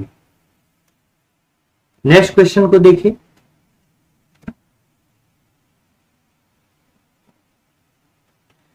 ये एक सीरीज है, नेक्स्ट क्या आएगा, तो यहां पर देखिए डिफरेंस कितना का होता है 0 का। नेक्स्ट डिफरेंस देखिए कितना का हुआ 13 का। नेक्स्ट डिफरेंस भी देखिए 13 का। फिर ये 0 का डिफरेंस है। फिर यहां पर देखिएगा 13 का डिफरेंस होगा। फिर यहां देखिए कितना का होगा 13 का डिफरेंस होगा। 0 13 का 2 बार डिफरेंस, फिर 0 13 का 2 बार डिफरेंस, फिर क्या होगा 0 होगा। तो ये डिफरेंस जब लेंगे तो यहां क्या होगा 204 ही होगा। तो इसका करेक्ट आंसर कितना है 204 है। नेक्स्ट क्वेश्चन को आइए। ये देखिए इन इक्वलिटी का ये क्वेश्चन है। क्या है इनइक्वालिटी, इनइक्वालिटी का क्वेश्चन है। तो इनइक्वालिटी में आपको जो है एक बात याद रखना है। मान लीजिए कि यह आपका फैमिली है, ठीक है, ये जो है आपका है, ये सिर्फ याद रखने के लिए। ये आपका जो है किसका फैमिली है, फादर का फैमिली है, और ये जो आपका ग्रैंड फादर का फैमिली है, ग्रैंड फादर का फैमिली है। ठीक है, ये आपको याद रखने के लिए सिर्फ जो है, जब प्रैक्टिस हो जाएगा तो इसका आपको जरूरत नहीं पड़ेगा। ठीक है, तो यहां पर क्या हो गया ग्रेटर देन, यहां हो गया ग्रेटर देन इक्वल टू, और यहां हो गया इक्वल टू। ये क्या हो गया लेस देन हो गया, और ये क्या हो गया लेस देन इक्वल टू हो गया, और ये इक्वल टू हो गया। और एक बात याद रखिएगा कि कभी भी ये जो पार्ट है, ये जो ग्रुप है, ये इस ग्रुप के साथ जो है मिक्स नहीं होगा। ये ग्रुप जो है इस ग्रुप के साथ मिक्स नहीं होगा।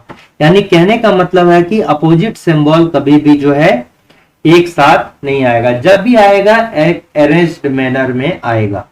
ऐसे ऐसे भी नहीं हो सकता। ये देखिए उल्टा साइन हो गया, ये भी नहीं। तो उल्टा कभी भी नहीं होना चाहिए, ऐसा ऐसे नहीं आना चाहिए।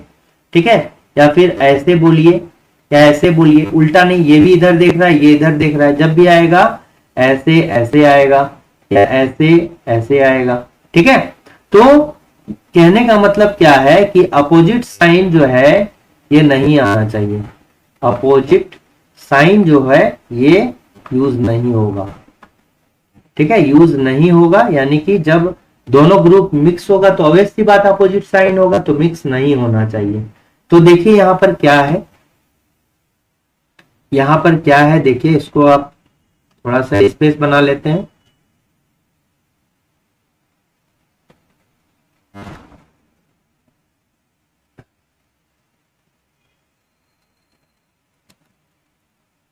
ठीक है, तो देखिए आपको निष्कर्ष में कहां से कहां तक बोल रहा है, ई और सी के बीच में रिलेशन निकालना है। तो ई और सी के बीच में रिलेशन है, तो देखिए ई और सी के बीच में कैसे रिलेशन करेंगे। तो यहां पर एक तो मेरा ये हो गया डी तक, और एक मेरा हो गया यहां तक, ये भी डी तक, ई और सी। तो इस पार्ट में मेरा ई है और इस पार्ट में मेरा सी है। तो सी इक्वल टू आपको डी दिख रहा है यहां पर, तो यहां पर आपका क्या कर दीजिए कि C इक्वल टू डी कर दीजिए। ठीक है, यहां पर C इक्वल टू डी लिख रहा है ना, तो आप यहां पर C इक्वल टू क्या कीजिए टी कर दीजिए। अब देखिए, आप देख रहे हैं E और C के बीच में जो अपोजिट सिंबल पहले चेक कीजिए है क्या, नहीं है। यहां भी ग्रेटर देन, यहां भी ग्रेटर देन, इक्वल टू है, दो साइन है ग्रेटर देन इक्वल टू। तो ग्रेटर देन इक्वल टू में कौन बड़ा होगा, ग्रेटर देन बड़ा होगा, क्योंकि ग्रेटर देन जो है ग्रैंडफादर फैमिली का है और ये जो है आपका फैमिली का बात है। ऑब्वियसली आपके दादाजी आपसे बड़े होंगे, तो दादाजी फैमिली जो होगा बड़ा होगा, यानी कि वैल्यू जो होगा इसका होगा। तो इधर क्या था, ई था, और इधर क्या था, सी था मेरा। तो ई इज ग्रेटर देन सी, तो यहां भी इज ग्रेटर देन सी, तो ये करेक्ट है। ए और जी के बीच में निकालिए आप, ए और जी के बीच में निकालिए। तो देखिए ए और जी के बीच में जब निकालेंगे तो ए और जी के बीच में निकालने के लिए ये क्या है, देखिए ये क्या है, यहां पर ए और जी के बीच में रिलेशन निकालना होगा। तो ए के और जी के बीच में भी आपको जो है संबंध स्थापित करना होगा। कैसे करेंगे, देखिए यहां पर क्या है, A is equal to B greater than, फिर क्या है, सी है, ग्रेटर देन सी है, और सी इक्वल टू क्या है, सी इक्वल टू क्या है, डी है, सी इक्वल टू डी है, और जी इज इक्वल टू डी है। तो यहां भी कर दिए। तो देखिए ए और जी के बीच में संबंध हो गया, वही ग्रेटर देन है, एक सिंबल ये है और इक्वल टू है, तो वैल्यू किसका होगा, ग्रेटर देन का। तो A is greater than G हो जाएगा। यहाँ क्या है, A is greater than equal to G, ये तो होगा ही नहीं, क्योंकि ये सिंबल यहां पर आपको दिख ही नहीं रहा है। ये देखिए ये भी आंसर नहीं होगा, ये सिंबल आपको यहां पर दिखना चाहिए, तो ये सिंबल तो दिख ही नहीं रहा है यहां पर, तो इसका कहां से होगा, ये भी नहीं होगा। डायरेक्टली आप कर सकते थे, क्योंकि ये सिंबल यहां पर है ही नहीं, तो वो सिंबल कहां से आएगा, जब स्टेटमेंट में नहीं है तो निष्कर्ष में आएगा क्या, नहीं। निष्कर्ष में आने के लिए आपको स्टेटमेंट में होना जरूरी है, इसीलिए जो है केवल पहला वाला कथन क्या होगा, सच होगा, पहला वाला कथन क्या होगा, सही होगा। नेक्स्ट क्वेश्चन को आते हैं। ये देखिए, ये एनालॉजी का क्वेश्चन है। 7 जो है रिलेटेड है 345 से, 8 रिलेटेड है 514 से, 2 कैसे रिलेटेड होगा। तो आप देख सकते हैं 7 जो है ये 3 डिजिट का नंबर है, तो कैसे करेंगे, इतना बड़ा नंबर करना होगा तो क्यूब कर दीजिए, और हमको पता है 7 पर क्यूब कितना आता है, 343। आपको क्यूब भी याद रखना पड़ेगा, आपको कितना है, 345 है, तो 2 अधिक कर दीजिए, तो ये क्या हो जाएगा, 345 हो जाएगा। ठीक है, फिर यहां देखिए 8 का यूज कीजिए, 8 है, तो 8 पर जब क्यूब होगा तो कितना होता है, 8 पर क्यूब 512, 512 में अगर 2 ऐड कर दिए तो कितना हो गया, 514। ठीक है, फिर यहां देखिए उसी तरह 2 पर क्यूब कर दीजिए, 2 पर क्यूब कीजिए, 8 में फिर +2 कर देंगे तो कितना होगा, 10 होगा। कितना होगा, 10 होगा, 10 इसका करेक्ट आंसर हो गया। ठीक है, नेक्स्ट क्वेश्चन। अब यहां पर देखिए ये भी क्या है, सर्कुलर टेबल है। ठीक है, सीटिंग अरेंजमेंट का क्वेश्चन है, ये भी क्या है, एक सर्कुलर टेबल है। और यहां देखिए सर्कुलर टेबल में 6 लोग बैठे हुए हैं, sitting around a circular table facing the centre. Facing the centre जैसे दे दिया, मतलब आपको राइट बोलेंगे तो एंटी क्लॉक चलना है, और लेफ्ट अगर बोल दिए तो किधर चलना है, क्लॉकवाइज चलना है। तो यहां 6 लोगों की आप जगह बना लीजिए इस तरह करके, 6 लोग बैठाना है, 6 जगह बना दिए। F is seated immediately next to both D and J। ठीक है, तो F जो है D और G के नेक्स्ट में बैठा है, तो F मान लीजिए यहां होगा, F मान लीजिए यहां होगा, तो D और J यहां होगा। ठीक है, ऐसे होगा। एक कंडीशन मेरा और ऐसे भी बन सकता है। ठीक है, तो एक बार देखिए, ये कंडीशन बनाने के पहले जो है आप थोड़ा सा पढ़ लीजिएगा। ठीक है, तो ऐसे लिख सकते हैं आप यहां पर डी और जे और डी और जे। और नहीं होगा तो एक बार जो है, एक बार डी यहां बैठाइएगा और एक बार जे यहां, और दूसरा कंडीशन बना के जो है फिर ऐप को यहां दीजिएगा, एक बार जे यहां डी यहां, यानी कि दो कंडीशन दोनों के लिए अलग अलग बनाइए। फिर क्या बोल रहा है कि L is seated immediately to the left of B, यानी कि बी के तुरंत बाएं जो है कौन बैठा हुआ है, एल बैठा हुआ है। अब देखिए बी तो यहां नहीं बैठ सकता, ये तीनों जो है सीट क्या हो गया, फुल हो गया। तो बी के जो है इमीडिएटली लेफ्ट पर कौन है, एल है। तो यहां पर बी बैठा सकते हैं, यहां भी बी बैठा सकते हैं। इसको अभी छोड़िए और आगे लिखिएगा, आगे देखिएगा। H is seated immediately next to both D and L, यानी कि डी और एल जो है एच के अगल बगल बैठा हुआ है। अब देखिए कहां होगा, ठीक है। अब मान लीजिए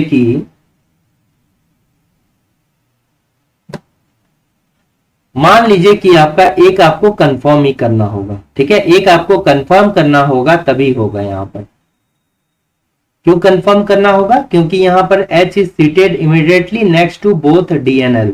अगर D यहां लिए तो आपको H यहां लेना होगा और L यहां होगा, और D यहां लिए तो आपको कहां लेना होगा, यहां लेना होगा, फिर यहां लेना होगा।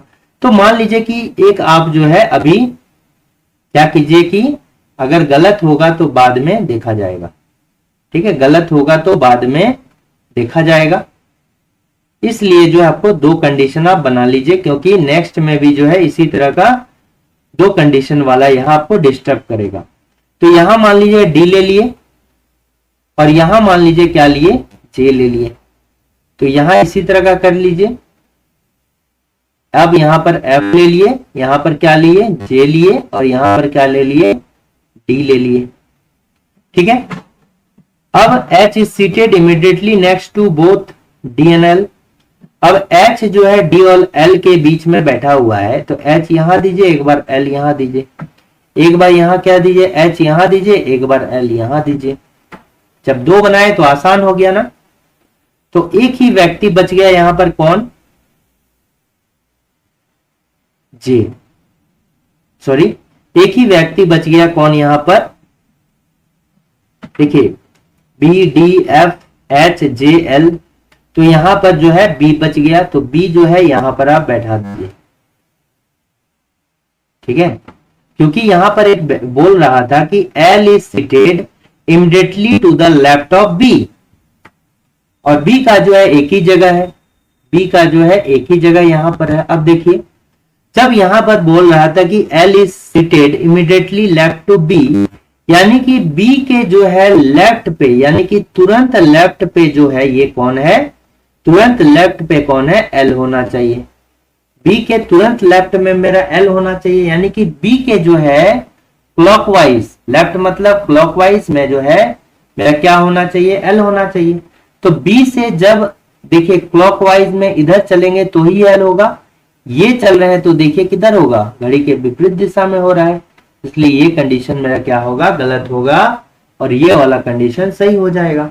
अब यहां पर कौन क्या बोल रहा है कि who is seated immediately next to J, J के लेफ्ट में, यानी कि J के बाएं चलेंगे, यानी कि J से अगर बाएं मतलब घड़ी के दिशा में चलेंगे तो तुरंत कौन है, तो J से आप घड़ी के दिशा में तुरंत चलिएगा तो देखिए आपको कौन मिलता है, देखिए कौन मिलता है, J कहां है, यहां है, और आपको घड़ी की दिशा में चलना है। तो घड़ी के दिशा में जैसे चलेंगे आपको कौन मिल रहा है, देखिए कौन मिल रहा है, इमीडिएटली तुरंत घड़ी की दिशा में कौन मिल रहा है, B मिल रहा है। तो इसका करेक्ट आंसर कौन हो जाएगा, B हो जाएगा। और लास्ट क्वेश्चन है, next is the last question. ये देखिए, ये जो है इसमें जो पेयर में लॉजिक लगेगा सेम इसमें लॉजिक लगेगा, और इन ऑप्शन में आपको ढूंढना है कि सेम लॉजिक का प्रयोग कहां किया गया है। और एक यहां पर इंपॉर्टेंट चीज दिया है कि जो 2 डिजिट का नंबर है उसको तोड़ना नहीं है। 1 और 3 में जैसे मान लीजिए कि 13 है, इसको और 1 और 3 करके प्रयोग नहीं करना है। 13 है तो पूरा का पूरा 13 यूज करना पड़ेगा। ठीक है, तो देखिए इसमें क्या है, आप देख सकते हैं यहां पर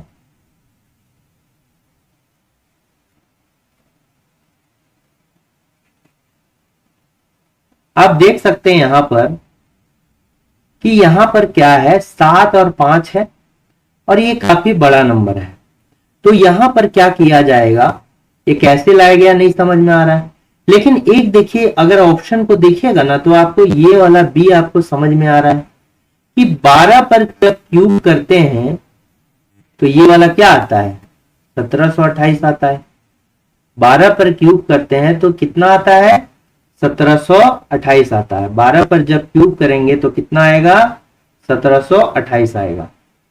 ये आपको पता है कि 12 पर क्यूब कितना होता है, 1728 होता है। तो हो सकता है कि यही लॉजिक सेम होगा। और 10 पर क्यूब 1000, 3 पर 4 कितना 21 आता है क्या, नहीं। 8 पर 6 इतना आएगा, नहीं, ये भी नहीं हो रहा है।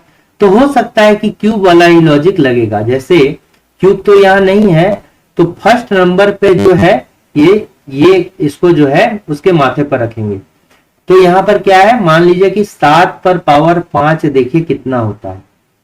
तो 7 पर पावर 5 करने के लिए आप क्या कीजिए, 7 गुना 7 गुना 7 गुना 7 गुना 7, तो 7 7 जा 49, 9 हो गया।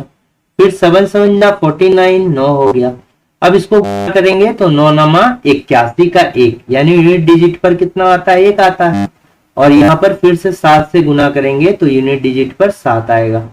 और यहां भी देखिए आपका यूनिट डिजिट पर कितना है, 7 है। अब इसको करके देखिएगा, लॉजिक आपका जो है यही आएगा। 8 पर पावर 4 है, तो 8 पर पावर 4 जब किए तो देखिए 8 गुना 8 गुना 8 गुना 8, ठीक है। तो 8 8 क्या हो गया, 64 हो गया। और यहां भी क्या हो गया, 64 हो गया। और 4 गुना 4 क्या हो गया, 16 हो गया। डिजिट में यहां भी 6 आ रहा है, यहां भी 6 आ रहा है। तो ऑब्वियस सी बात है, ये ऑप्शन नंबर बी जो होगा ये करेक्ट आंसर होगा। नहीं तो आप इसको गुना करके देख सकते हैं, ठीक है। नहीं तो इसको आप क्या कीजिए, गुना करके देख लीजिए, ठीक है। गुना करके क्या कीजिए, देख लीजिए। नहीं तो एक डिजिटल सम आता है कि आपको मैथ्स में जो है इंपॉर्टेंट रोल प्ले करता है डिजिटल सम का मेथड। ये हार्ड कैलकुलेशन को सॉल्व करने के लिए भी यूज किया जाता है। जैसे 12 पर क्यूब हो गया 1728 हो गया। 12 पर क्यूब होता है 1728, ठीक है ना। तो अब एक चीज देखिएगा, जैसे 9 4 कितना हो गया। अब देखिए जब इसको गुना करते हैं 7 7 जा 49, और यहां भी 7 7 जा कितना हो गया, 49 और गुने 7 हो गया, ठीक है। तो इसका डिजिटल सम यानी डिजिट का सम, तो 9 4 कितना हो गया। 9 को आप क्या कीजिएगा, छोड़ देना है। जहां भी 9 देखे वो छोड़ देना है। ये भी हटा दीजिए और यहां भी हटा दीजिए। तो इसको 4 मानिए, 4 गुने, ठीक है, 4 गुने 4 और गुने 7, ठीक है। 4 गुने 7, तो 4 चौका 16, 4 चौका कितना होता है, 16। 16 में 16 आ गया, 16 मतलब भी क्या हो गया, 1 + 6 हो गया 7, ठीक है। और 7 7 जा क्या हो गया, 49। 7 गुने 7 कितना हो गया, 49। 9 + 4 कितना हो गया, 13। 9 4 13। तो हमने अभी भी कहा था कि 9 अगर हो तो हटा दें। 7 7 जा फिर से 49 आ रहा है। तो देखिए 9 को आप हटा दीजिए, 9 को क्या कीजिए, आप हटा दीजिए। फिर 4 का जो है यूज कीजिए, तो 4 हो गया। इसका भी डिजिटल सम कितना आना चाहिए, देखिए 4 आना चाहिए। तो 9 होना चाहिए। 8 + 1 क्या, 9, हटा दीजिए। 7 6 13, 7 6 कितना हो गया, 13 हो गया। 3 + 1 देखिए 4 आ रहा है, ठीक है। तो यहां भी देखिए 4 आ रहा है, ठीक है। तो ये जो हो सकता है कि ये यही होगा, बट यहां पर ये डिजिटल सम ना ही लगाइए तो बेहतर है। पूरा कैलकुलेशन कर लीजिए, सही होगा, क्योंकि ये लॉजिक वाला है, ठीक है। लॉजिक है ये, ठीक है। तो ये मेरा क्या है, 15 इंपॉर्टेंट क्वेश्चंस थे। अगर वीडियो अच्छा लगा तो जरूर उसको लाइक शेयर और सब्सक्राइब करना ना भूलें। Thanks for